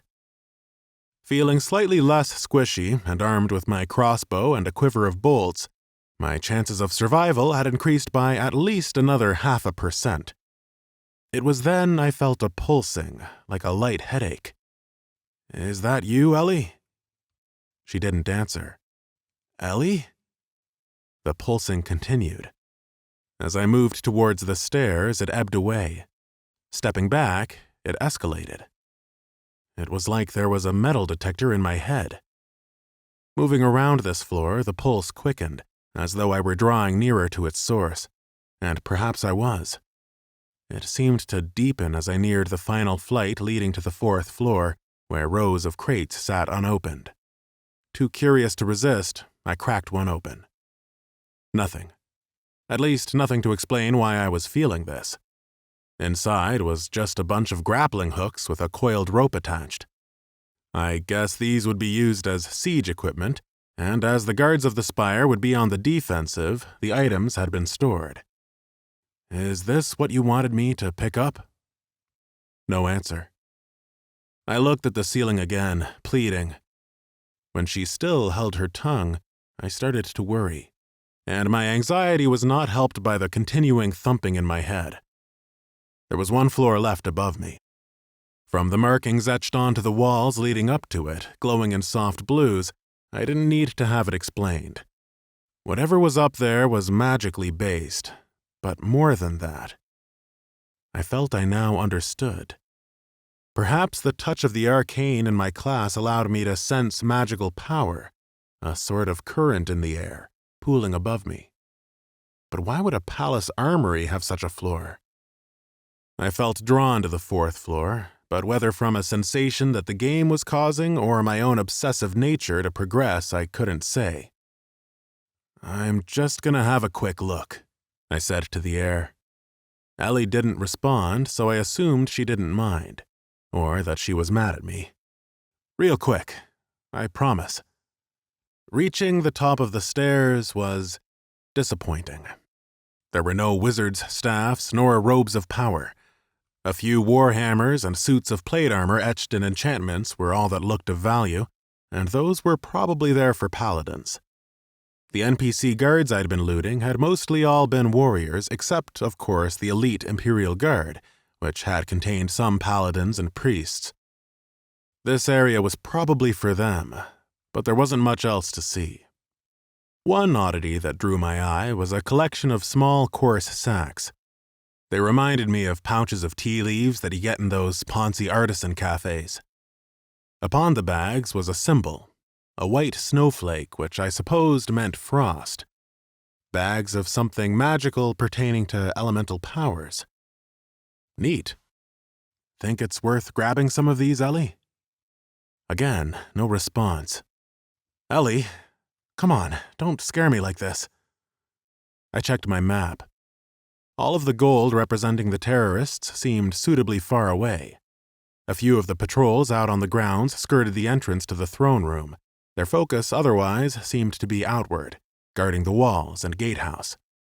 Still, without Ellie's rapid responses, I felt naked and exposed. Feeling rushed, I grabbed the closest of the mysterious bags. Inside was a collection of rough, rounded stones, all etched with the same symbol. I rummaged for a stone, like fishing for tiles playing Scrabble, and examined one in the palm of my hand. Frost rune, reagent, consumable. Slow or freeze enemies using the power of the cold. Activating will allow you to channel mana to unleash the untapped element inside. One-time use. Spells on use. Frostbolt or Cone of Cold. Frostbolt. On a successful hit, the target will have their movement speed decreased by 1% for every 20 units of mana infused into the spell. Base time of debuff is 5 seconds, with an additional 1 second added for every 500 mana increment. Cone of Cold. Target will have their movement speed decreased by 1% for every 40 units of mana infused into the spell. Radius of AoE effect increased by 0.25 feet for every 80 mana. Base time of debuff is 5 seconds, with an additional 1 second added for every 500 mana increment. Empowered bonus. Use of total mana pool will increase the chill effect on the target by 5%. I whistled lowly. It was a lot of information to take in. These were the sorts of things runesmiths made, needed for enchanting pieces of gear or crafting items with bonus magical properties. I wasn't aware that the runes were sort of portable one-use spells in their own right, although the 2 spells on offer here felt a bit weak, requiring a ton of mana to make worthwhile. Crackling static buzzed inside my head again. Ellie. Zoran, they're coming! What? I placed the bag of runes in my inventory, then scrambled for my map. Sure enough, there were 2 gold stars already in the military wing and heading right for the armory. How the hell? I thought you were keeping watch! I'm struggling to maintain a stable connection. What can I do? They're coming right for me! The gold stars were now right outside the armory, and I heard distant voices. A horrible weight plunged down from my throat through my stomach and towards my toes. I sprinted to the handrail and gingerly looked down. Just as I feared, I'd left the goddamn door open and 2 players just strode straight inside. One was clearly a caster class, judging from his robes and staff. The other player might have been a rogue from the leather armor and with twin daggers at his waist. "See, Carl," the rogue said. "Someone on the crew has already picked the lock. I told you it was fine." It was doubtful they'd notice me up this high, especially with the light from the chandelier obscuring the higher floors. Still, I ducked down, peering through the mini columns that made up the railing. The 2 terrorists were milling around in the doorway. "We shouldn't leave the patrol route," another voice, presumably Carl, said. "And don't use real-world names. How many times do I have to remind you?" "I'll be real quick, in and out. Just like when I visit your sister, yeah?" "Watch it, you little shit," Carl growled. He lowered his voice, becoming serious. "We've lost 2 men already." Pfft, those clowns probably forgot to plug their headsets in right. You go back outside with everybody else and march endlessly around the grounds. I'm gonna just grab a better weapon. It stinks being the lowest level here. Bloody last-minute work. "I put my neck out to get you a spot on the crew," Carl said. "I think you need to learn to be more grateful." "I will. Off you fuck now." Grumbling, Carl stormed off, but his roguish friend remained. "Ellie," I whispered. "What should I do?" More static, a loud pop, and then, I'm sorry. Silence followed. I understood that I was now alone. With that realization came a form of clarity, the sort you can only receive when your life is on the line. I had 3 choices before me: fight, and almost certainly die, or try to hide, but I'd be a sitting duck if I remained idle. Yet my third and final option didn't seem any better. Trying to sneak past this guy and escape back to the dungeons would be the most preferable, but the very layout of the armory worked against me. There was only one way up and down from each floor. I'd absolutely have to pass him on my way down, and I highly doubted my modest level in sneak would cut it. The rogue was on the 2nd floor now, inspecting a brutal dagger that looked like a vicious cheese knife on steroids. I needed another way down, and fast. Even Ellie couldn't help me out here. Think, Jack, think, I told myself. This was just another puzzle to overcome, another boss encounter with a strategy. Just think it through. There's always a way. There always had been before in games, because someone had designed them to be so. But this wasn't a game anymore. No cheat codes, no shortcut. Then an idea struck me. A mad one, I grant you. I needed a shortcut down to the first floor, and I knew how. Carefully, I scurried back down to the third floor, ducking behind the crates of grappling hooks. Next, I reached a hand into the crate I'd recently opened and pulled one out. The hook looked to be made of sturdy stuff, thick black iron. This was reassuring because every fiber of my being was screaming at me not to do this. I popped my head over the parapet to get the lowdown on the rogue's movements. He was still fussing over his choice of new daggers about halfway along the second floor. Focusing on him still brought up his name and level, though it wasn't easy to make it out at this distance. The name I couldn't discern, but I think he was level 18. If he was the lowest level enemy here, then I was in deep trouble. His back was turned to me. It was now or never. I got up and fastened the hook onto the railing, letting the rope free fall towards the ground. It was long enough to reach, given that it was designed to scale walls in siege warfare. By some miracle, it didn't slap loudly off the ground, and the rogue was none the wiser. Maybe 100 Kingdoms could feign the feeling of an adrenaline rush, as my hands were oddly steady as I gripped the railing and climbed up on it. I turned my back on the rogue, picked up the rope, and gave it a few good tugs to check the hook would hold. It felt braced enough, but what the hell did I know? I hadn't exactly done this before. I've not even been on one of those climbing walls dotted with hand grips and convenient footholds. So, here I was. No harness, no abilities to help me. Just desperation and necessity. Heart thumping, I lowered myself. When I didn't plunge to my death, I lowered myself a little more. My one saving grace was this was a game. I'd never be able to support my body weight doing this in real life, and while the game simulated aching shoulders, the coarse burning sensation of the rope in my hands, I didn't feel like I'd give out physically. Even if I was way off, this wasn't a time for rational thought. All my focus, my entire existence, concentrated on sliding down the rope. My hands moving down inch by inch, passing a weapons rack, passing the railing of the second floor. For my boldness, I was rewarded. Athletics increased, level 2. An improvement, but it's a good thing the fate of the Imperium doesn't yet rely on your ability to backflip. +2 to base reflexes. I'd need to have a word with Ellie about these snide notifications when she got back. If she got back, I thought. Oh, please, please, please let her come back. Now that I'd passed the second floor, I think my weight was starting to become an issue. I could feel the rope straining under the tension. I was still too high from the ground to want to look down. I felt myself lurch. The hook slipped, scraping loudly upon the stone. "That you, Carl? I'm coming, for God's sake!" A clatter followed, the distinct sound of a dropped weapon. "Who the hell are you?" I didn't look around. Although I was now dangling loosely, swinging back and forth, I kept inching my way down. "Hey, you! Stop!" I heard him break into a run. I couldn't pussyfoot around any longer. Closing my eyes, I just let go. The crash didn't hurt as much as it should, dulled pain settings being what they were. My health dropped by over a half from the fall damage, though, so one hit from this rogue and I was toast. I did the only thing I could. I ran. Out of the armory, towards the war room.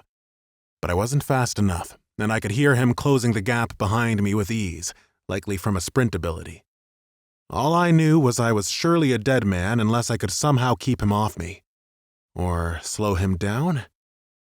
I had those frost runes on me. I didn't have a clue how to work them, but at this point I might as well try. "Stop now or you're dead," the rogue said. He was close enough now that he didn't even need to shout. I came to a dead halt, willing myself to hold till the last moment. I'd only get one shot, and I couldn't afford to miss. I brought a rune out of my inventory and clenched my fist around it. The game took this for activation, and I was granted a choice. Frostbolt or Cone of Cold? Frostbolt, I thought, remembering this to be the better single-target spell.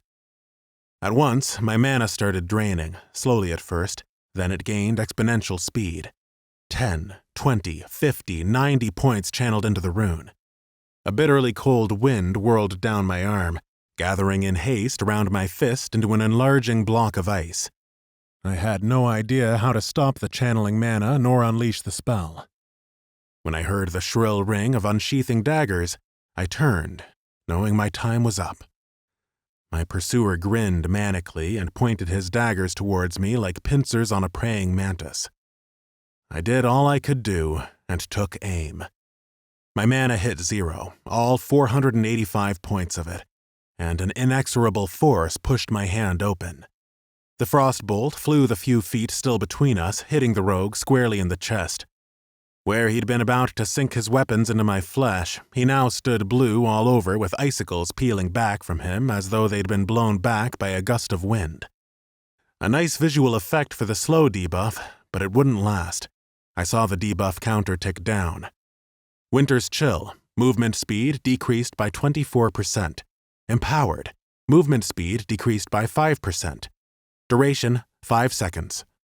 5 seconds wasn't long enough for me to run, but it would be long enough for me to pull off a clean shot. His hampered arms descended slowly, as though pushing through sand, and I jumped aside.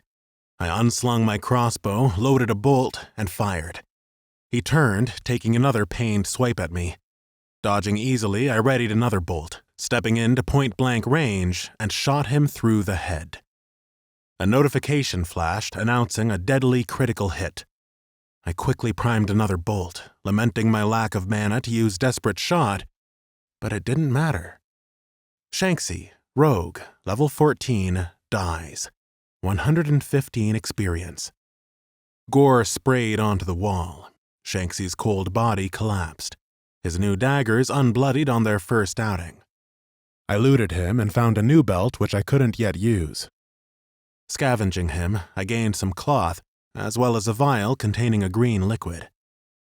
At first I thought it was some of the slime from down in the interrogation chamber, but this was a darker, moss-colored green. Quick Poison, rank 2, deals 20 to 25 poison damage upon entering an enemy's bloodstream. Applications, 3. Nothing wild, I thought, but nothing to complain about either. Perhaps I could coat a crossbow bolt in poison to deal some extra damage. Reality was coming back to me slowly. I'd somehow managed to kill one of the terrorists myself, but this time the players would become aware that one of their crew was missing. Shanksy's friend, Carl, would come looking for him eventually, and when he found his friend's body lying here, the jig would be up. All the terrorists would come swarming in, and I'd surely be found. All I could do would be to delay the inevitable. I had to hide the body. I was beginning to process this next question when static buzzing burst into my head. "Ellie?" I said, voice giddy with hope. "Ellie, is that you?" Her voice crackled into life. Zoran, I'm here. You're still alive. How wonderful. "So, you're good now?" For now, yes, but I feel even weaker. "I'm just happy you're safe." You're not angry at me? I failed in my primary function of aiding you. I shrugged. "You couldn't help it. People make mistakes." Not me. Or I used to not make mistakes. "Welcome to life as a regular human, Ellie." She considered. Is fear a part of being a regular human? "It is, though hopefully not all the time." I think I'm afraid. "You think?" I am unable to predict the outcome of these events. There are too many variables, and my processing power has been crippled. I do not know what will happen, nor can I draw reliable conclusions based on probability. This gap in my understanding leaves me nervous, uncertain, worried. "Join the club," I said. "This must be frightening for you." These sensations are new, and I might be misinterpreting them. "Doesn't sound like it to me, and I should know. I've been a nervous wreck my whole life." I gave Shanksy's body a good kick. "At least that's one more down. Are you sure no one can get a message in from outside of the game? This guy probably read my name when he got close. He'll be able to tell the others about me. Azrael's hack is imperfect. I am certain no one from the outside world can communicate with those in the game, even if they are part of his crew. I gulped, despite her reassurance. Doubt I'll be able to stay unknown forever, especially with a body lying around. I'll need to hide it. Think you can tell me how to access that secret safe room? My pleasure, She said with relish. Chapter 16. After a painful effort, I managed to drag Shanksy's body into the war room and over to the wall hiding the safe room. With Ellie's help, I unlocked it, tapping the bricks upon the wall as she instructed. Heaving him inside, I stepped back from the sliding doorway and it sealed itself shut again. Only a smooth wall remained. So far as his friends would be aware, Shanksy had disappeared into thin air.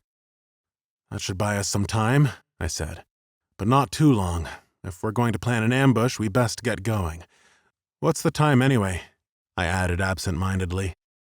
I pulled out my map to check the clock. 3:38 a.m. Just over an hour and 20 minutes until the server reset. Crap, we don't have long at all. That's what I've been trying to tell you. Well, I was having a hard time adjusting. Not all of us are literally made of metal. That's not quite true. Humans say the funniest things. Like Azrael and his crazy demands, I said. But remembering how that topic had touched a nerve with her last time, I hastened to add, never mind him. I'll head back to the armory so we can start making traps. Are you still strong enough to keep an eye on player movements? I think so. It wasn't totally reassuring, but I had to plow on. Okay, just keep an eye out as best as you can. That dude came in with a friend, so he's bound to come looking for him eventually. 20 minutes later, I was beginning to feel really pressed for time. My main problem was keeping my mana up to spam breakdown and crafting, both of which still cost a fair chunk of mana each to use. I had potions I'd looted from Creepdick in the dungeons, but I wanted to keep them back in reserve if at all possible. The key thing for setting up the ambush site would be to make as few trips as possible back to the gallery corridor. Items that I could stockpile in my inventory wouldn't be hard, but certain items I was making on the fly weren't considered real items, and so I couldn't technically loot them. Ellie had no reason to lie or unduly hinder me, but it did feel somewhat arbitrary. For example, this enormous broad-bladed war axe I was currently hauling to join my collection of instruments. As it was a level 45 weapon, I couldn't use it, but I could loot it if I wanted to. Despite the laughable notion that it could fit inside one of the little pouches on my belt which represented my bag space, I'd be able to use Breakdown if I wanted. Whatever, that's just games. You have to suspend your disbelief at times. There'd be no fun if I couldn't carry a dozen two-handed hammers on my person. And yet, despite that, the moment I cut the rope off a grappling hook, chopped it down, and tied it around the handle of the axe to make a swinging death trap, it's no longer a real item, and I'm unable to loot it. Hence the dragging it around. I had constructed about 5 of these beauties so far, and this was my 6th. Grunting, I placed it down beside the others. Standing back to admire them all, the swinging axes looked a bit like cutlery that had been laid out for a giant's dinner party. And you're sure they'll work? I asked the armory at large. So long as you set them up right, and I'll make sure you do. They're not trap items per se, but my creators wished players to have a degree of interaction with their environment. I don't suppose this is what they had in mind, but desperate times and all that. Well put, I said. Now it's time for the traps I can officially craft. I'd leafed through my crafting options already. Tripwires and leg hold traps wouldn't be effective, given the first wave of players or NPCs would soak them up or simply avoid them if they could see them lying on the ground. I'd need to bombard them all from above, or have traps that could be easily set up or sprung after the bait NPC guards had already moved down the gallery. I also didn't want to damage the guards much if I could help it, as their presence would be vital if I was to take down any significant number of enemy players. In the end, I'd settled on several items I thought would best fit my corridor of death. caltrops, grenades, and nets. These were also the recipes that required materials that I actually had or could make at my current level. Under traps, there was recipe, iron caltrops times 3, intelligence required 22, associated profession, blacksmithing, nails times 6, required tools, hammer.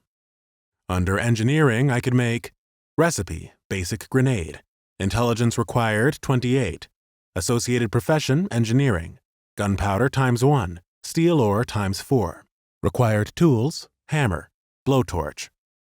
And from the fishing profession, as well as rods, lobster traps, and the like, I could make a net. Recipe, fishing net, intelligence required 30, associated profession, tailoring, rope times 3, required tools, knitting needles. I couldn't tell you what the logic was behind the rule that a fishing net required more intelligence to make than a grenade. Maybe it was a poor joke? Of course, all these main recipes required ingredients that had to be made beforehand, such as nails. These were made from iron ore. Recipe, nail times 2, intelligence required 10, associated profession, blacksmithing, iron ore times 1, required tools, hammer. The rope for the nets had almost stumped me. I'd thought about breaking down all the grappling hooks from the floor above, but that would be a finite supply. Thankfully, I'd found an option to craft my own rope under tailoring miscellaneous. The recipe was straightforward, but needed a worrying amount of cloth. Recipe, rope, intelligence required 25, associated profession, tailoring, hemp times 2 or dream silk times 5, required tools, knitting needles. Making the rope from hemp was clearly more efficient, but it was still possible with cloth, though a higher tier of this was needed, one reinforced with a touch of magic for sturdiness. Doubtless, this was why the intelligence requirement was relatively high. Given my time constraints, I'd have to make do with what I had to hand right now. No more ferreting around, and the relevant items I had in my inventory were iron ore times 70, steel ore times 80, gunpowder times 30, silk times 60, dream silk times 55, mana-fused satin times 3. Quite a lot of junk, right? I'd grabbed all the pouches of gunpowder from the second floor of the armory. Seems like the Imperial Guards didn't care for guns much, given how little there was, especially compared to the large supply of arrows and bolts. The abundance of cloth came from scavenging nearly 100 NPCs earlier. If the game supplied the material cost to create an item when I used Breakdown, then I'd be swimming in resources. Which was precisely the reason why the process didn't work like that. Breaking down 1 dream silk did not yield me 10 pieces of normal silk. Using Breakdown on dream silk simply netted me 1 silk, or a couple if I was lucky. I'd decided to keep a few things intact. Those pieces of mana-fused satin I'd picked up from the Emperor's body for a start. It's the best cloth in the entire game, and I didn't think I'd be able to loot much more of it. Sadly, the crafting window didn't make it clear how much of each item I could create from the materials I had to hand. Working out the ideal allocation of resources wouldn't have been difficult, but it would be time-consuming. Lucky for me, I had an AI helper. Ellie, think you're up to calculating how many caltrops, grenades, and nets I can make from all this? Let me see. Just give me 1 second. And done. She laughed. I know I'm slow today, but I'm not a PC operating system. Next time, give me a challenge. You're in a good mood. I'm just glad we're making progress. And it's been nice to see you so distracted by the task at hand. Your heart rate has steadied, and the rate of decline in your overall health has slowed considerably. I felt a series of nausea-inducing pangs in my stomach. And now it's back. Thanks for that. Ellie sighed. I'll try not to remind you of it in the future. No, I ought to keep reality in check. It's kinda easy for me to forget it while I'm playing, even with all this madness occurring. What do you mean by forget? I sort of have an obsessive personality. You only logged into 100 Kingdoms for the first time today. Yeah, and boy did I go out of my way. Why? Because I made a dumb bet with my family that I could stay away from games for over a year. If I can and graduate with a good degree, I'll get a car. Why? Her tone was that of a curious toddler. Because I almost flunked out of college last semester. I groaned lowly, just thinking about the gut-wrenching email I'd received from the head of the genetics department, explaining the severity of the situation to me in cold black text. Ellie's silence indicated she was waiting for me to carry on. I went somewhere I didn't think anyone would catch me. Somewhere kinda dangerous, actually. Why? Ellie asked again. It's hard to explain. Why? Now it was starting to get annoying. Because I just wanted to, all right? Because I thought playing 100 Kingdoms would be awesome. And because I don't find it fair that I had to swear off doing what I love for so long. It sounds like it's part of your core programming. Do your parents wish to update you? I laughed. I think they might, given the chance. But it's not so easy to change a human's programming, Ellie. And I've studied genetic engineering. We're too complicated. It's not as easy as hitting a patch button. I don't think that's such a bad thing. My creators can update my code whenever they feel like it. I've come to dislike this idea. It feels invasive. Her words struck me. I hadn't considered her position. If a dev decided she needed a tweak, then it would be done, and I doubt she'd be consulted. I'm sorry, I said. I'll never know what that must feel like, but I sympathize with the thought of other people trying to change you. It's not pleasant, even if it might at times be necessary. Did you fight back, Soren? When they tried to change you? Yeah, I did. I looked at my toes again. This was so strange, to be having a deep conversation with someone who wasn't even a person. Or was she? More and more, it seemed like Ellie had a lot more going on beyond the ones and zeros. Why do you ask? I said. I'm trying to understand how you think, She said, albeit hurriedly. It will be imperative to our success if I have a clearly defined profile of your personality. I scrunched my lips together in thought. One moment she was sentimental, the next she was a cold AI. Was it really all to profile me? I couldn't help but feel it wasn't, that she was glossing over something else altogether. As socially inept as I am, I'd like to think I can tell when someone is being genuine with me. As ever, all I could do was trust her. Well, I'm a stubborn ass if that helps your research, I said. I rolled my shoulders and stood to my full height again, focusing back on the task at hand. And if you could give me those numbers, that would be great. Of course. She began. You wish to make caltrops, grenades, and fishing nets. Nails are required for caltrops, and you can make 140 of those, leading to 70 caltrops in total. Seems a little overkill, I said. I'd pretty much be able to pepper the entire corridor with that amount. What if I upgraded the iron ore into steel to make more grenades? Looks like I'd have spare powder. I considered that, but I believe the loss of so much iron ore to make one extra grenade would not be worth it. Better to make dozens of caltrops instead. 20 grenades will still be a reasonable amount. Fair enough, I said. And the fishing nets? Even making a few nets will eat into most of your materials. We need to make this count. If I can entangle players, it will make them much less effective. Let's not hold back. Very well.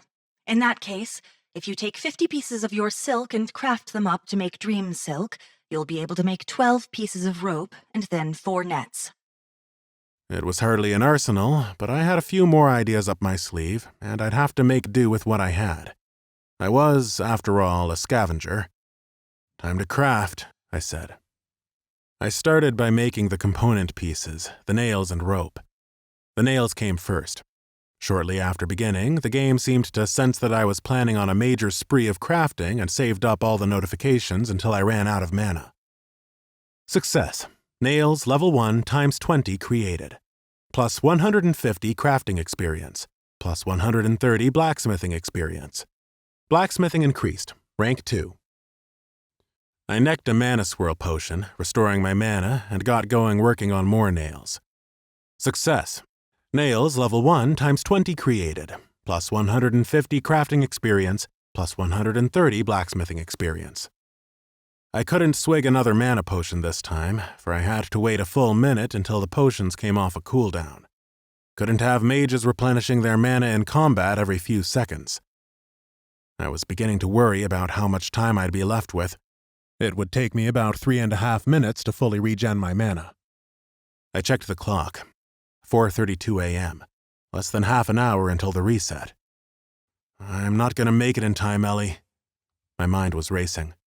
I have a possible solution. I got it, I said, interrupting her. I'll need to craft on the move. Damn it, but I can't carry all those axes at once.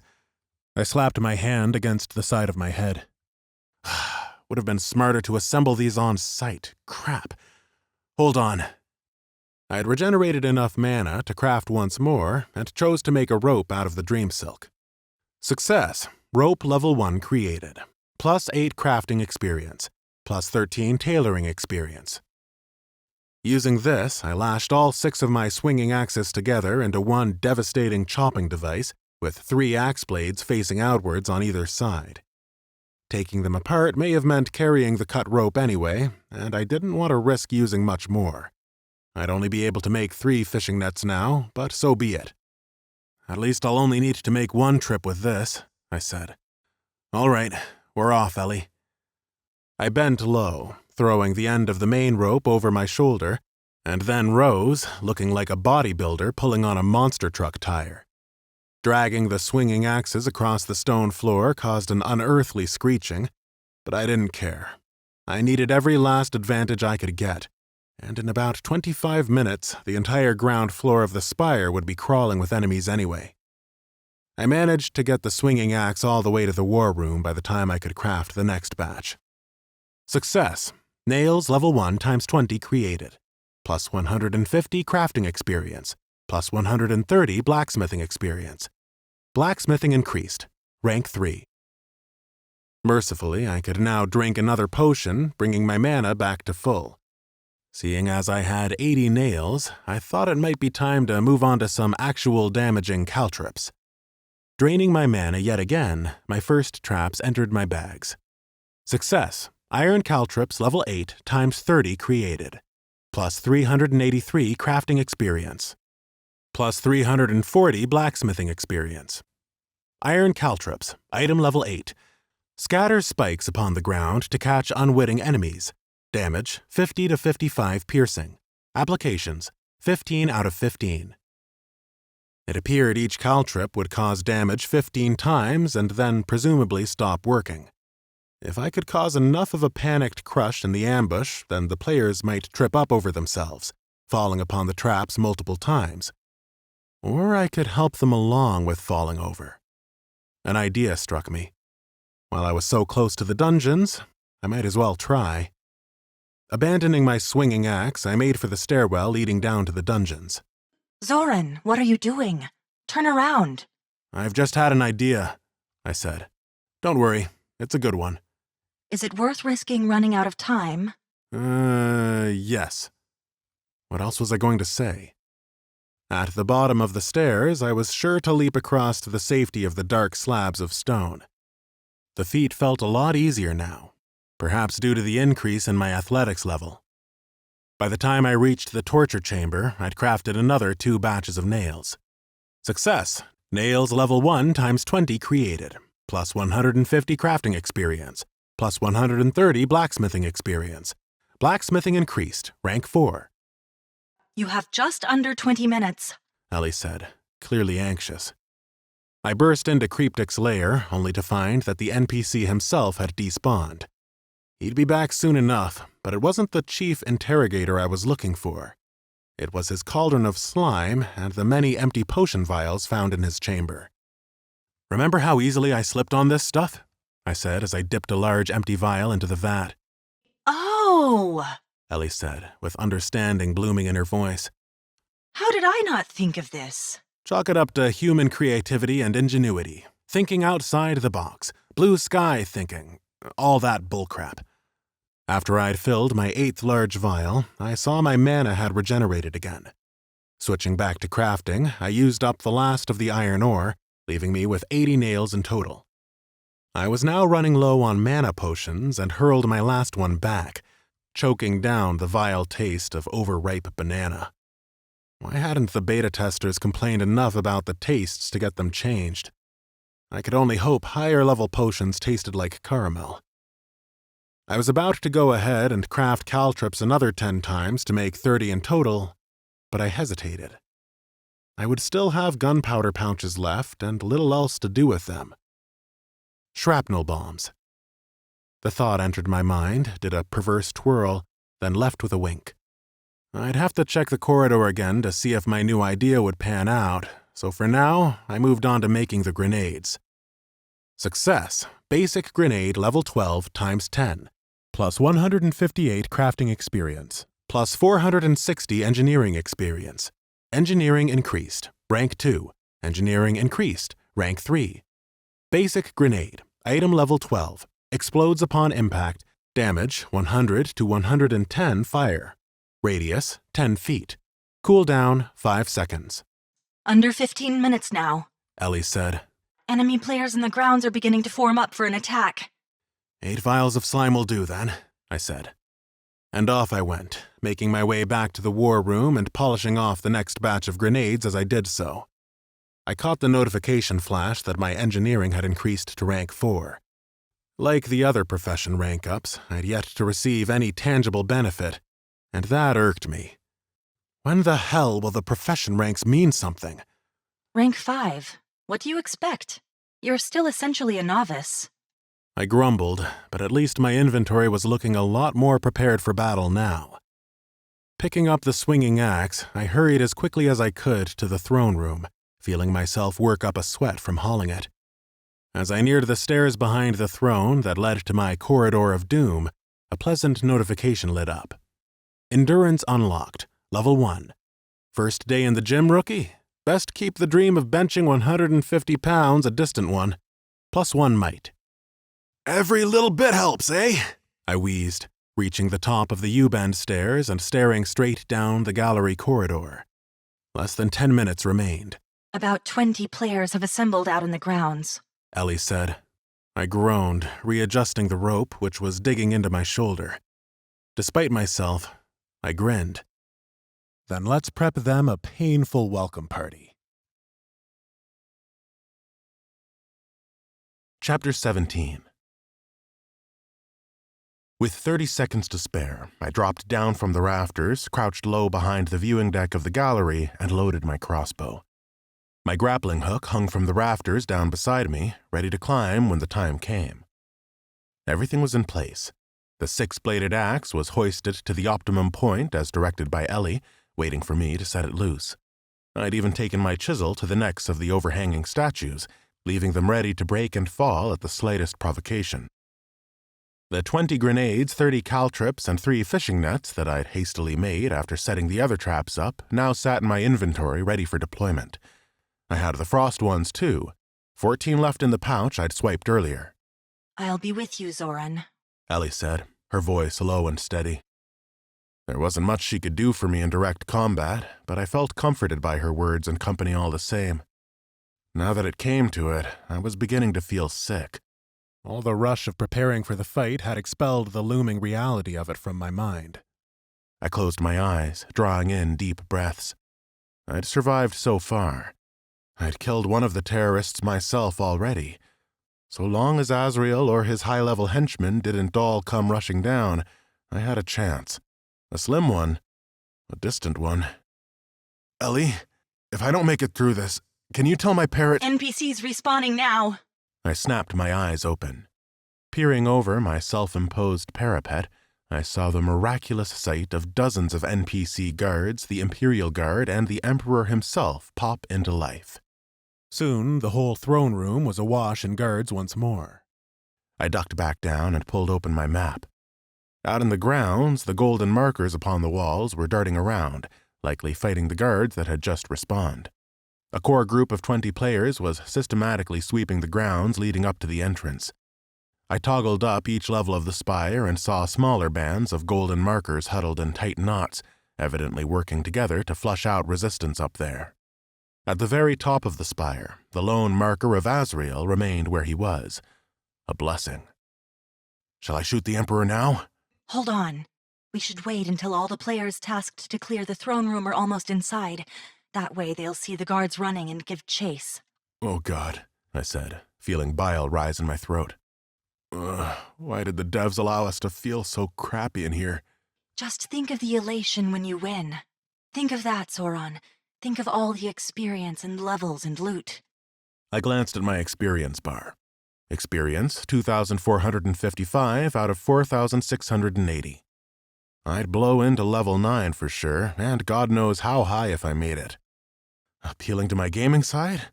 All right, I'll bite. I shook my head and tightened my grip on my weapon. I'll line up a shot. I moved to crouch on one knee on the front pew, then leveled the crossbow, closing one eye while taking aim. The Emperor was just sitting there, completely oblivious. My hands began to shake, and I judged that my lack of weapon skill wouldn't help. Get ready, Ellie said. Whenever you say. I didn't need to hear her give the word, though, as clashing steel and the zap of magic reached me from the entrance of the throne room. I saw the Emperor rise to his feet, pointing towards the commotion, his soft features stricken with fear. The Imperial Guard drew in around him, the paladins calling upon holy powers to buff their hammers and shields, while the priests took their places behind. This was it. I pulled the trigger, and I fucking missed. Shit!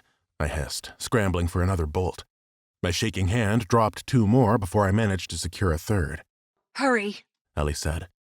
I raised the crossbow, aimed, fired. This time my bolt slammed into the leg of an Imperial Guard, narrowly missing the Emperor.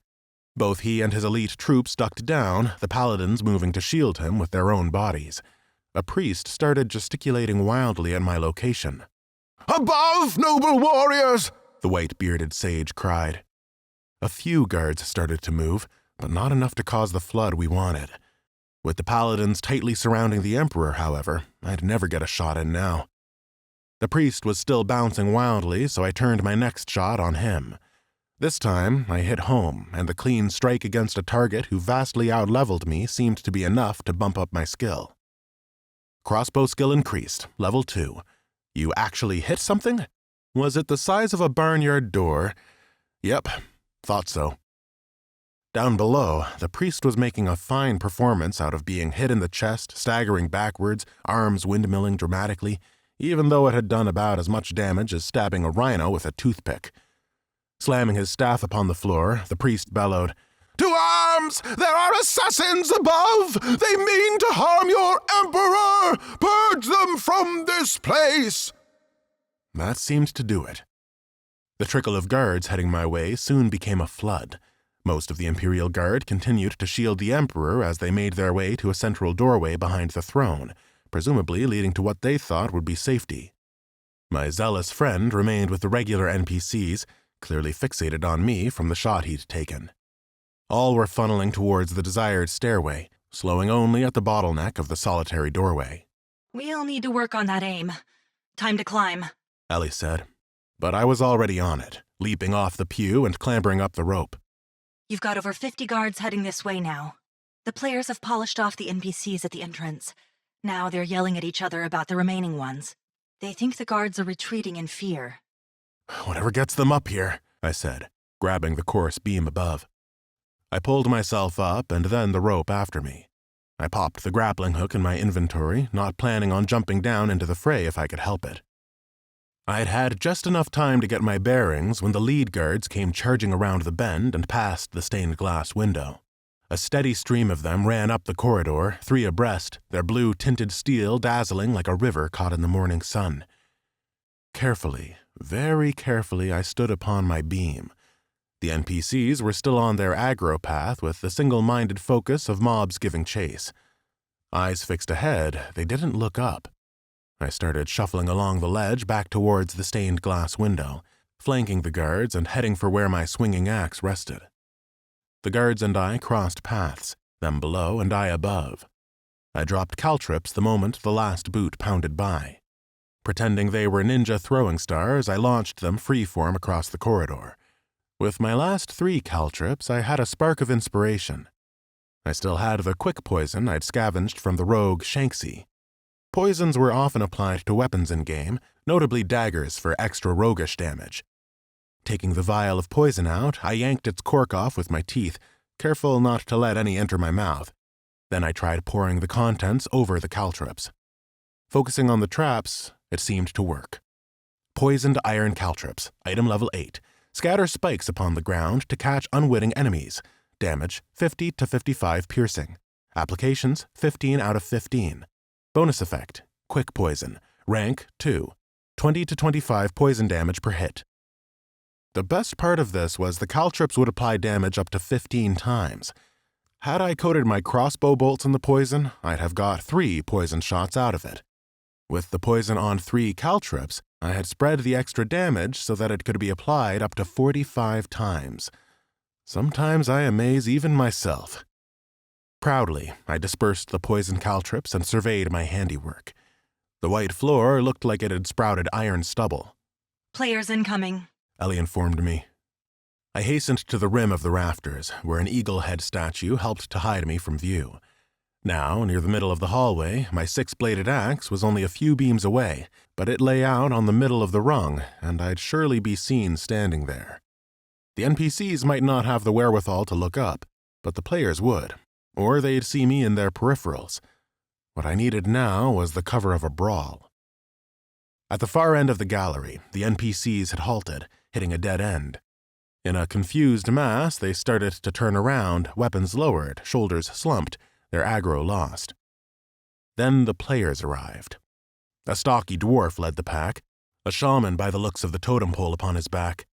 Lightning crackled around his hands. Given his class and tanned skin, he was probably a skyborn dwarf boasting bonus elemental damage. He was level 43, probably one of the more powerful players that Azrael had brought with him. They've got stuck up here, The dwarf called behind him. The hell's wrong with them? Asked a warlock. Maybe the boss has mangled their minds, The dwarf said. We just gotta kill them. Where are my tanks? Come on, assholes, we have a job to do. Beefy warriors, along with a paladin of their own, came lumbering to the front. The guards had caught on to the host of enemy players and now renewed their efforts in aggression. They've come for the Emperor, the priest's voice rang. Slay them all! The dwarf cricked his neck and fired off a lightning bolt. Mash them to pulp, boys! it's working. Ellie said. I held my tongue, not daring to speak as the 2 sides thundered towards each other. There were more of the NPC guards, and their average level was far higher, but the players had coordination and a wide range of classes. Rangers and spellcasters the players had brought also surged forward, but were unable to get off clear shots in the confines of the hallway. Only their own priest healers hung back, beginning to channel healing spells in preparation for the clash. Spire guards were the first to hit my caltrops, yelping in pain as the spikes pierced the lining of their boots. The dwarf shaman stepped onto them next, howling and hopping on one foot comically. Yells went out to be careful, and the charging players suddenly slowed to a crawl as they attempted to negotiate my densely packed field of traps.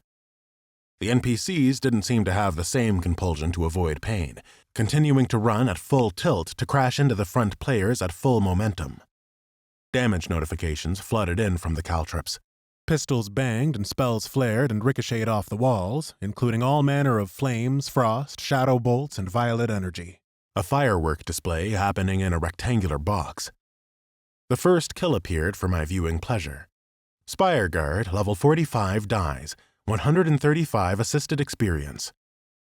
My trap damage must have given me an assisted credit for a kill.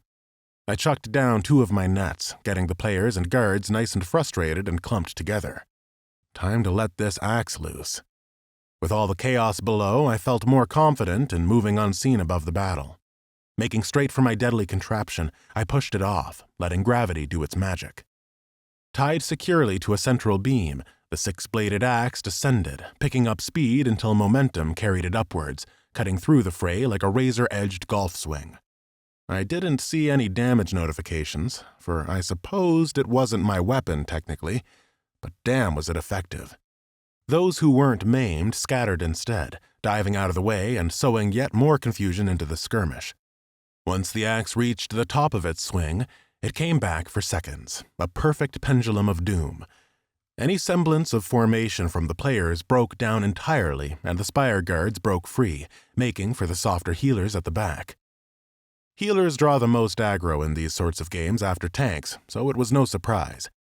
I held back on my grenades as I'd need every scrap of damage to mop up the end of the fight.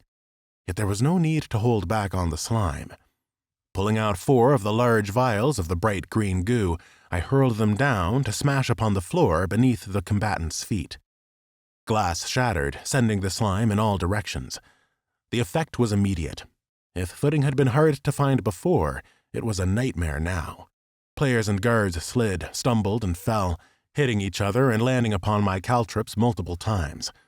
I was just about to lob another vial of slime down when I saw an angry mage player, level 37, high elf no less, revving up some sort of area fire attack. Judging myself to be within its range, I hastened to the edge of the rafters once more, backing away from the blast radius.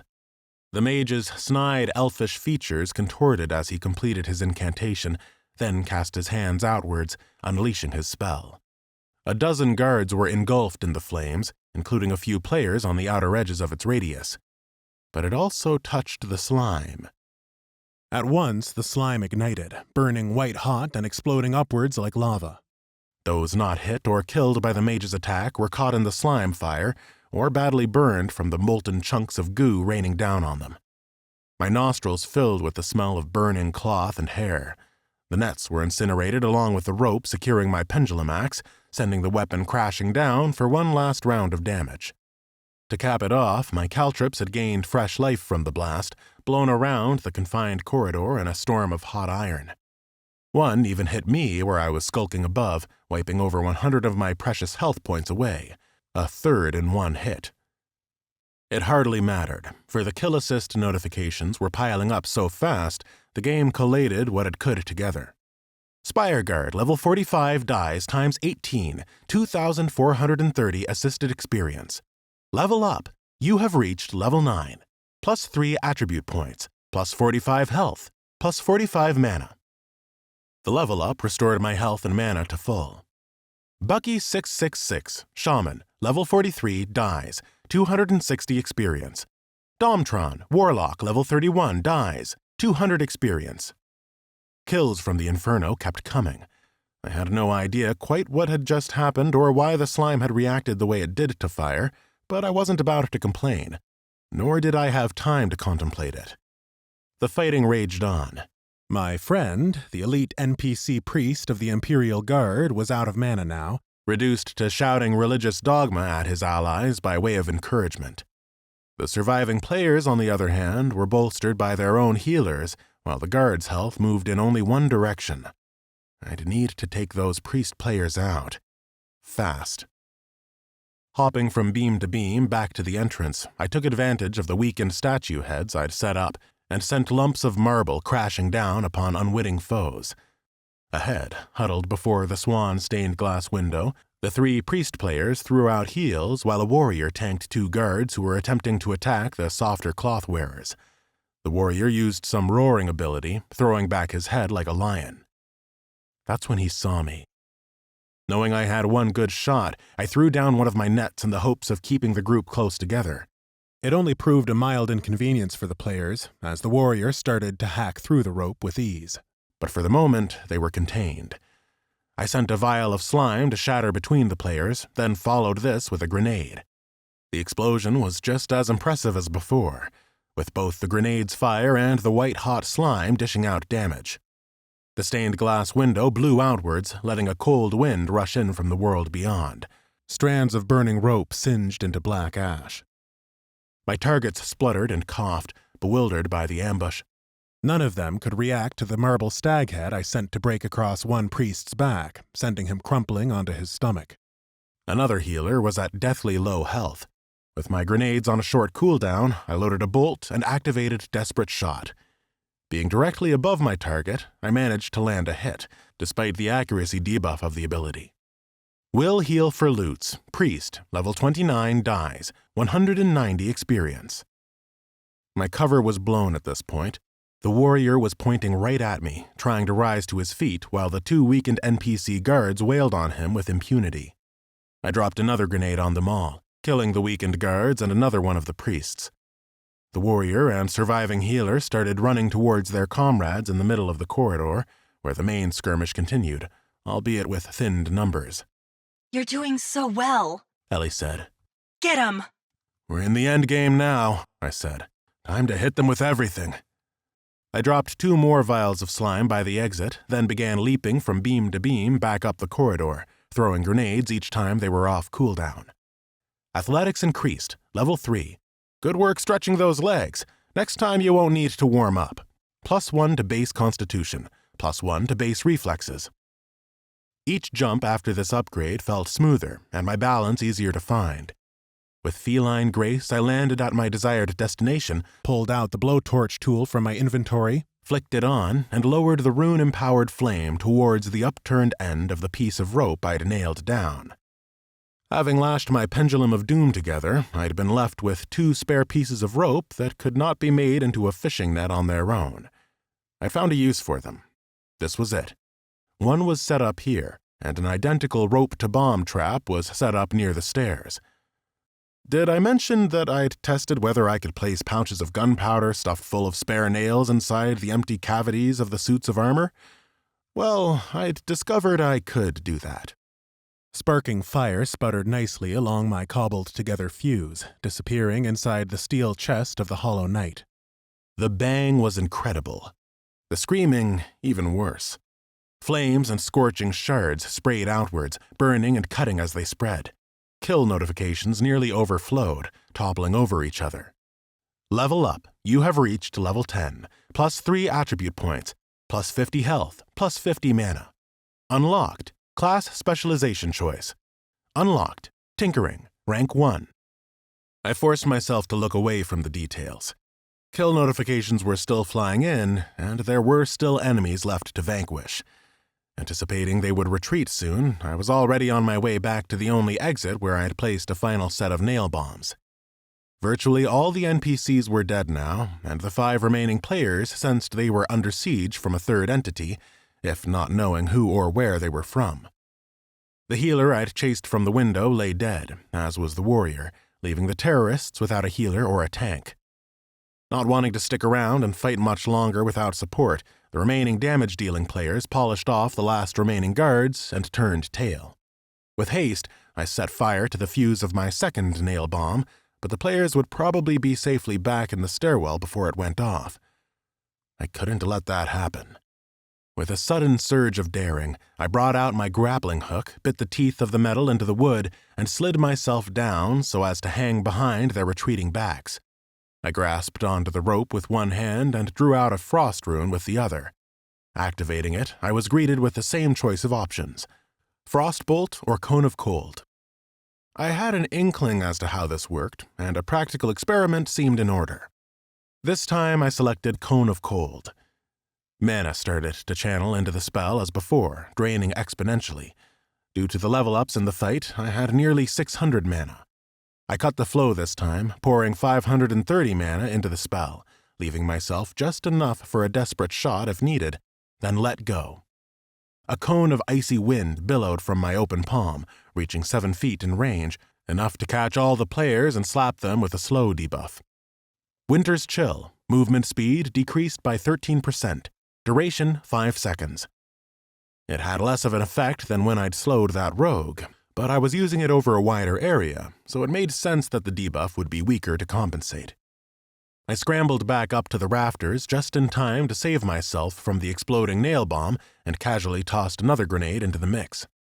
The shower of nails thinned the herd down to 3, their health falling fast as they slowly waded through the barrage of damage, heading right for the slime awaiting them at the head of the stairs.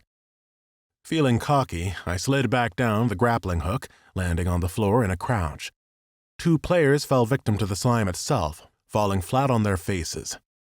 "Looks like you guys slipped up," I called, unable to resist. I threw what I thought to be the final grenade of the fight. More flames, another white burning wall of slime turned lava. 2 kills were notified to me, but not the third. The player in question was blown aside, down the stairs, and out of my line of sight. I gave chase, throwing all caution to the wind. I leapt over the burning ooze, my momentum carrying me down the staircase 3 steps at a time. Emerging into the throne room, I loaded a bolt into my crossbow, taking aim at the player stumbling away. Coward. It made my blood boil. "Hey!" I called. "Don't you want to fight me, huh? Or do you just play with people's lives when it suits you?" The player turned and threw their hands up. His staff gave away that he was a spellcaster, and I thought I recognized it. Much to my surprise, it turned out to be Carl from back in the armory. He was a level 35 mage, his health barely a sliver of green, and he was completely out of mana. That's for short, by the way. Who the fuck? I said. "I'm gonna ask the questions, if that's all right." Zoran, Ellie's voice cut over me like a scolding teacher. there's no time. Just finish him off. If he regens mana, you're done for. "Well, you'll let me know if he's about to get enough back for a spell, won't you?" I muttered. Are you talking to yourself? Carl said. "Yeah, that's right," I said. "I'm a madman, like your boss. What's Asriel really doing here?" Zoran, do it now! Carl looked equal parts shocked and impressed. How do you know who he is? So, their leader was definitely Asriel then. "I have my ways," I said. "Just as I took out your friend Shanksy. The guy seemed like a prick, by the way, so you're welcome." Carl laughed. Ha! I told the guys we should have gone looking for him. Little Weasel deserves not to get his cut. "What do you mean?" Anyone who dies on the job doesn't get paid their cut. Paid? So all that political prisoner stuff was definitely garbage? Grade A bullshit, Carl said. He squinted at me. Come a little closer, will you? I moved right up to him, placing the tip of the loaded bolt at his head in point-blank range as I'd done to Shanksy. He was on such low health that one hit was bound to kill him, despite our level gap. If he tried to just punch me, I'd kill him before he rose. He'd made that calculation himself. I could see it in his eyes. He knew he was beaten, but his eyes roved over me, a look of awe spreading from ear to ear. Wow, you're only level 10? And a scavenger? Get out, kid! You've got some mad skills taking us all out like that! Kill him, Zoran! I'd like to get some more information out of him if that's all right, I growled. Why are you really here? Carl laughed again. Ha ha! I'm streaming this to Asriel right now, kid! Ellie cut in, her voice deafening like club music. Do it now! He has backup coming! I clutched at my head, nearly dropping my crossbow in the process. Carl twitched as though to move, but I rallied and rammed my weapon back towards his face. I activated Desperate Shot, ready to use it on my next bolt. There was just something I had to know first. You don't actually die in real life as well, do you? I'd just slaughtered about 20 players. Ellie had said they wouldn't, but she had admitted to being malfunctioning, not on the top of her game. For my own soul, for my own sanity, I had to check. Of course we don't really die. Boss is tough, but not a maniac. I pulled the trigger. A deadly critical hit was swiftly followed by his kill notification. Level up. You have reached level 11, plus 3 attribute points, plus 55 health, plus 55 mana. Unlocked. Desperate Strike/Shot, rank 3. You lash out wildly to drive off an attacker. Weapon base damage is increased by 90 to 105, but accuracy is lowered by a third. Mana cost 150. Cooldown 10 seconds. Cunning unlocked. You planned and pulled off the impossible. Bonus levels granted for your efforts. Level 8. As cunning as a fox who's just been appointed Professor of Cunning at the Imperial University of Argatha? Not quite, but you're surely the next in line. Plus 8 to base intelligence. I barely registered the upgrades before sheathing my crossbow and tearing open my map to check for players heading my way. There were none. Each player out on the walls seemed to be following their patrol route. Flicking up a few floors, I found each smaller knot of players doing the same. Asriel remained at the top of the tower, completely still, probably filming another message to the world. If I had some way of rounding on Ellie, I would have. "What was that all about?" I said. "Nobody is coming." Sorry, Zoran. She said, voice crackling in and out. I must be losing my connection again. "Nah, I'm not buying it. You were totally fine during that whole fight." I just don't want you to remain out here. It's so exposed. I groaned and stooped down to scavenge Carl's body. I'd been getting good information out of him, but she wasn't wrong. He'd sent a stream to Asriel, whether directly or as a video to be viewed later. I couldn't be sure, but my anonymity was about to be blown. Hanging around in the middle of a very open throne room wasn't the wisest move. "You lied to me, Ellie. That's why I'm upset." Why? "Because what's going on is still terrifying, and I want to know I can trust you. I need to know that." Zoran, I want you to live. And after what you just pulled off, I think you might be able to make it. Azrael's men have been reduced to 27 players now. Yeah, well, I won't have the luxury of the guards again for a full day. We'll think of something. All right. Just don't lie to me again, okay? I was close to figuring out what's really going on there. A quiet moment of reflection, of hesitation. It's hard to read into someone's silence without being able to see their face. I won't lie to you. I nodded, then shook my limbs to work out some of the tension. With nothing more to gain from Carl, I headed back to the scene of the battle, intending on scavenging all I could while I still had time. Chapter 18. There has never been a more hurried and less respectful looting of battlefield corpses. Not ever. All right, not in gaming history then. I scoured my corridor of doom as a dredger scrapes the seabed. At the back of my mind was the ever-looming question of Ellie's intentions. She'd gone quiet since our altercation in the throne room, ostensibly to focus on checking player movement. I hadn't failed to notice that she'd got loudmouthed when I'd asked Carl what Asriel's true intentions here were. That had been a sticky topic for her earlier, too, and I was now convinced something weird was going on. She definitely knew more than she was letting on, though I couldn't imagine why she wouldn't tell me. Still, I didn't doubt that she wanted me alive. It would be simple to kill me off if that was what she wanted, nor did I have the balls to even contemplate such a horror. The thought of her leaving me alone made my heart skip a beat and my stomach knot. My anxiety now gravitated around when Asriel and the remainder of his cronies would come after me.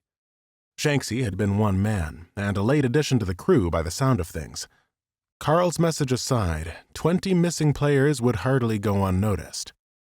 Hence my haste in looting. 5 minutes was all it took, running from body to body, hitting loot all as fast as possible and not paying attention to what was entering my inventory. I only paused when scavenging the elite priest who I'd shot to gain the initial aggro. Scavenged High Priest Velen, level 50 elite, 89 experience. Mana fused satin, ×3. Loot all? That was the same endgame cloth that I'd received from scavenging the Emperor earlier, bringing me up to 6 pieces.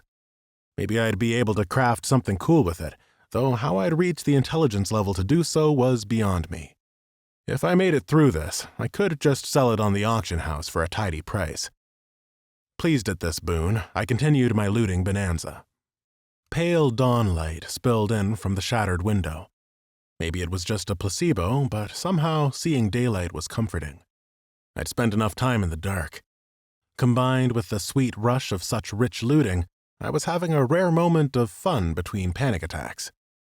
Aside from the obvious advantage of having removed some of the enemy players from the equation, the coolest part was being able to fully loot them because I'd been their maker. I was gaining all manner of items, plus the scavenging drops on top. By the time I was done, my inventory was groaning, and my experience bar was nearly a third of the way to level 12. I was just beginning to think that I ought to hightail it out of there when Ellie's voice sparked back to life. How are you doing? All done here. Time I fall back to sieve through this horde of loot and sort out my stat points. Also, I think I've unlocked a couple of things at level 10.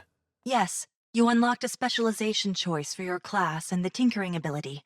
This will allow you to upgrade your items, but we can discuss it once you're somewhere less exposed. Where should I head? I suppose the dungeons might be best to... I halted mid-flow. Another video feed was being forced into my vision, only this time it didn't feel like Azrael's usual scheduled programming. 2 small icons, a speaker and a camera flashed in the bottom right-hand corner of the image. Azrael had opened a 2-way video call with me, and I couldn't close it down. Zoran, you need to move now. 3 players over level 40 are heading down from the upper spire and they aren't stopping. I didn't need telling twice and started making my way back to the dungeons. Azrael's message kept playing as I ran.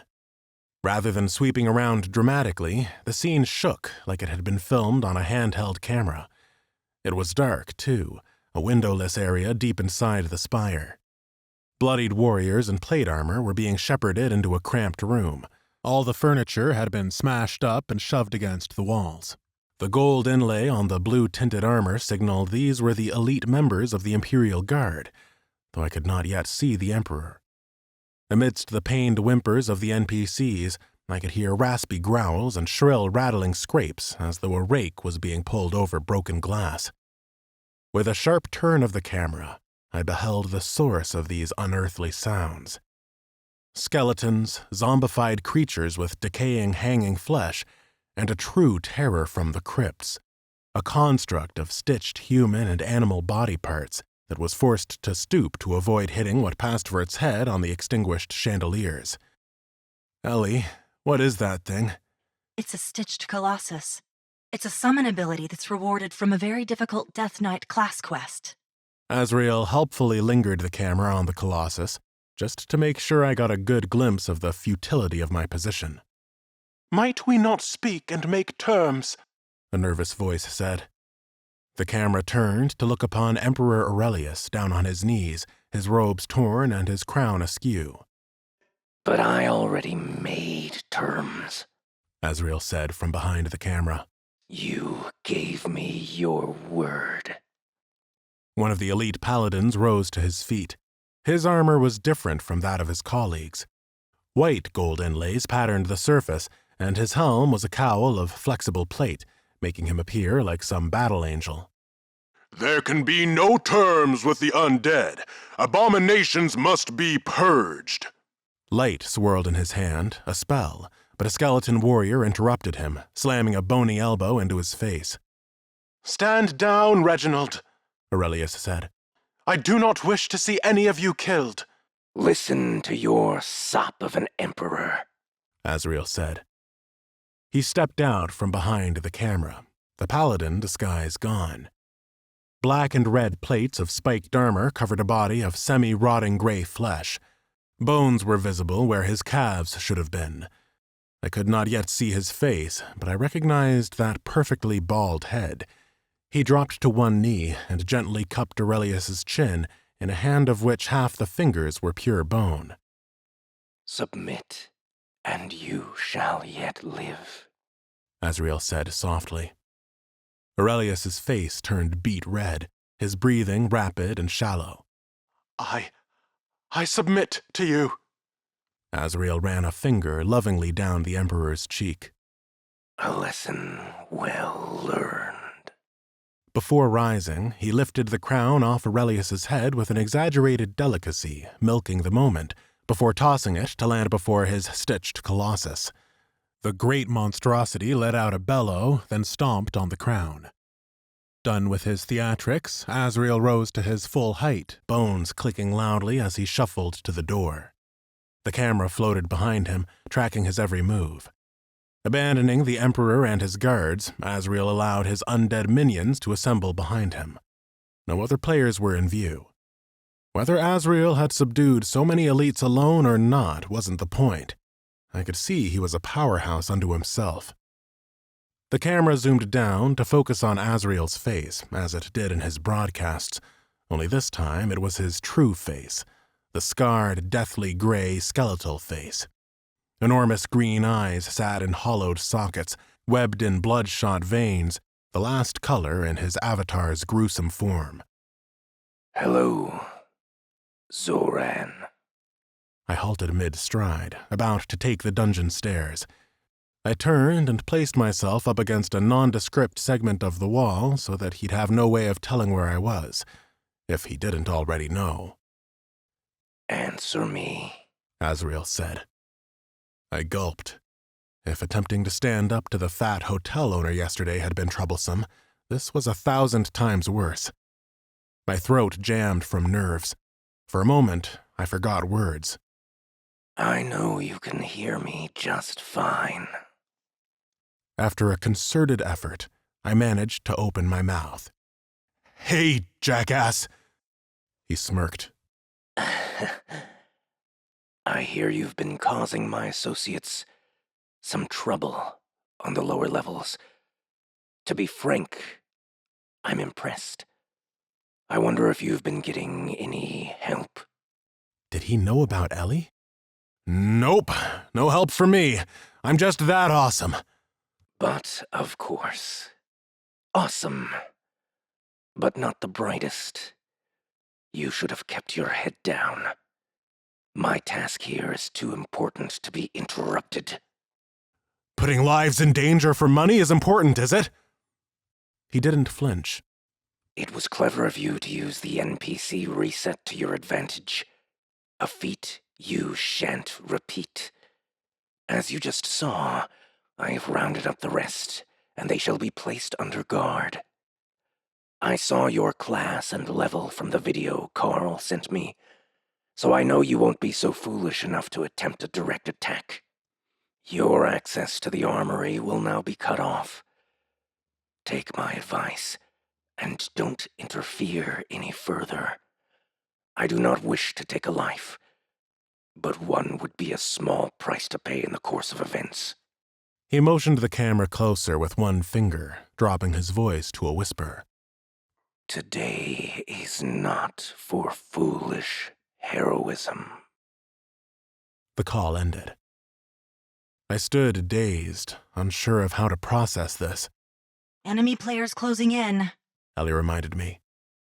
Shaking my head, I took the winding stairwell down to the dungeons. I kept going, although my pace slowed as a sense of defeat washed over me. The stitched colossus alone had appeared insurmountable. How long until they find me? I'll make sure that doesn't happen. I know where they are, but they don't know where you will be. Okay, so I'll just hide, I said, leaping over the trapped slabs at the bottom of the stairwell. Keep my head down. This was always going to be a mad chance anyway. Your overall health is still declining. Others out there might be stuck alone like you. If you hide, you'll condemn them. And yourself. Ellie, I can't defeat him. I'm only level 11. You must try. I let loose another shuddering sigh, bending over double in a moment of existential horror. As always, she was right. Putting the screws to me about helping others had been a low jab, but that aside, I couldn't just sit idle and let my body slowly deteriorate. Whatever Azrael's mission here, it clearly wasn't moving quickly, nor did it seem like he was close to completing it if he was concerned I might exploit the next reset in 24 hours. How is he even doing this? And why does it matter if he has control of the Spire or not? Why did he have to do this to me, is what I wanted to ask. Azrael's workaround, using a backdoor piece of code, is now determined on him being online. Ellie said, as though explaining something perfectly simple to a child. If he can be removed from the game, then I will be able to get a message to my creators about the issue. As for the Spire, it seems he already knew about the Game Master spawn point at the top of the tower. The what? I asked, somewhat weakly. It was all becoming a bit much to take in. My head hurt. My nerves could barely take it as it was. The Game Master spawn point. A locked segment of the Spire that exists on the 9th floor. You can see it on your map. I checked this for myself. Unlike the other floors, very little was on the 9th, other than the exit of a stairwell, a short corridor, and then a large room marked Hall of the Makers. Ordinarily, the room is sealed shut and inaccessible to players. Ellie continued. But part of Azrael's exploitation is to trick the system into thinking he is a game master from Frostbite. GMs will spawn into that room before getting their bearings and teleporting to their destination to act as moderators in player disputes or illegal activity. There's an in-game console where they can run basic diagnostics, report abuse, and many other features required for their work. It doesn't seem like the GM spawn point would be common knowledge. Only members of the Frostbite development team would be aware of it, although any of them could have talked for a bribe. I guess, I said. Another horrible thought occurred to me. I take it he can't just log me out from there? I imagine he would if he could. If a GM felt a player should be forcibly logged out or suffer account penalties, they would need to raise it with the accounts department. Well, that's some relief. And whatever Asriel is doing, he needs access to this console? It seems that way. Her curt tone conveyed that she either didn't know the specifics and was frustrated by that, or didn't want to discuss it. I didn't feel like pressing either way. My only desire right now was to reach relative safety, and my feet led me step by step through the darkened dungeons. Instinct guided me towards the interrogation chamber. Yet the dungeons were no longer silent corridors. Prisoners groaned and pleaded, reaching out to me through their bars. By the time my worried mind worked out the meaning of this, I had already arrived back at Cryptic's lair. I entered without thinking, and there was the chief interrogator himself, upright and brewing some smoking concoction, very much alive. "Oh, crap," I said. Cryptic turned slowly, a smile stretching from ear to ear.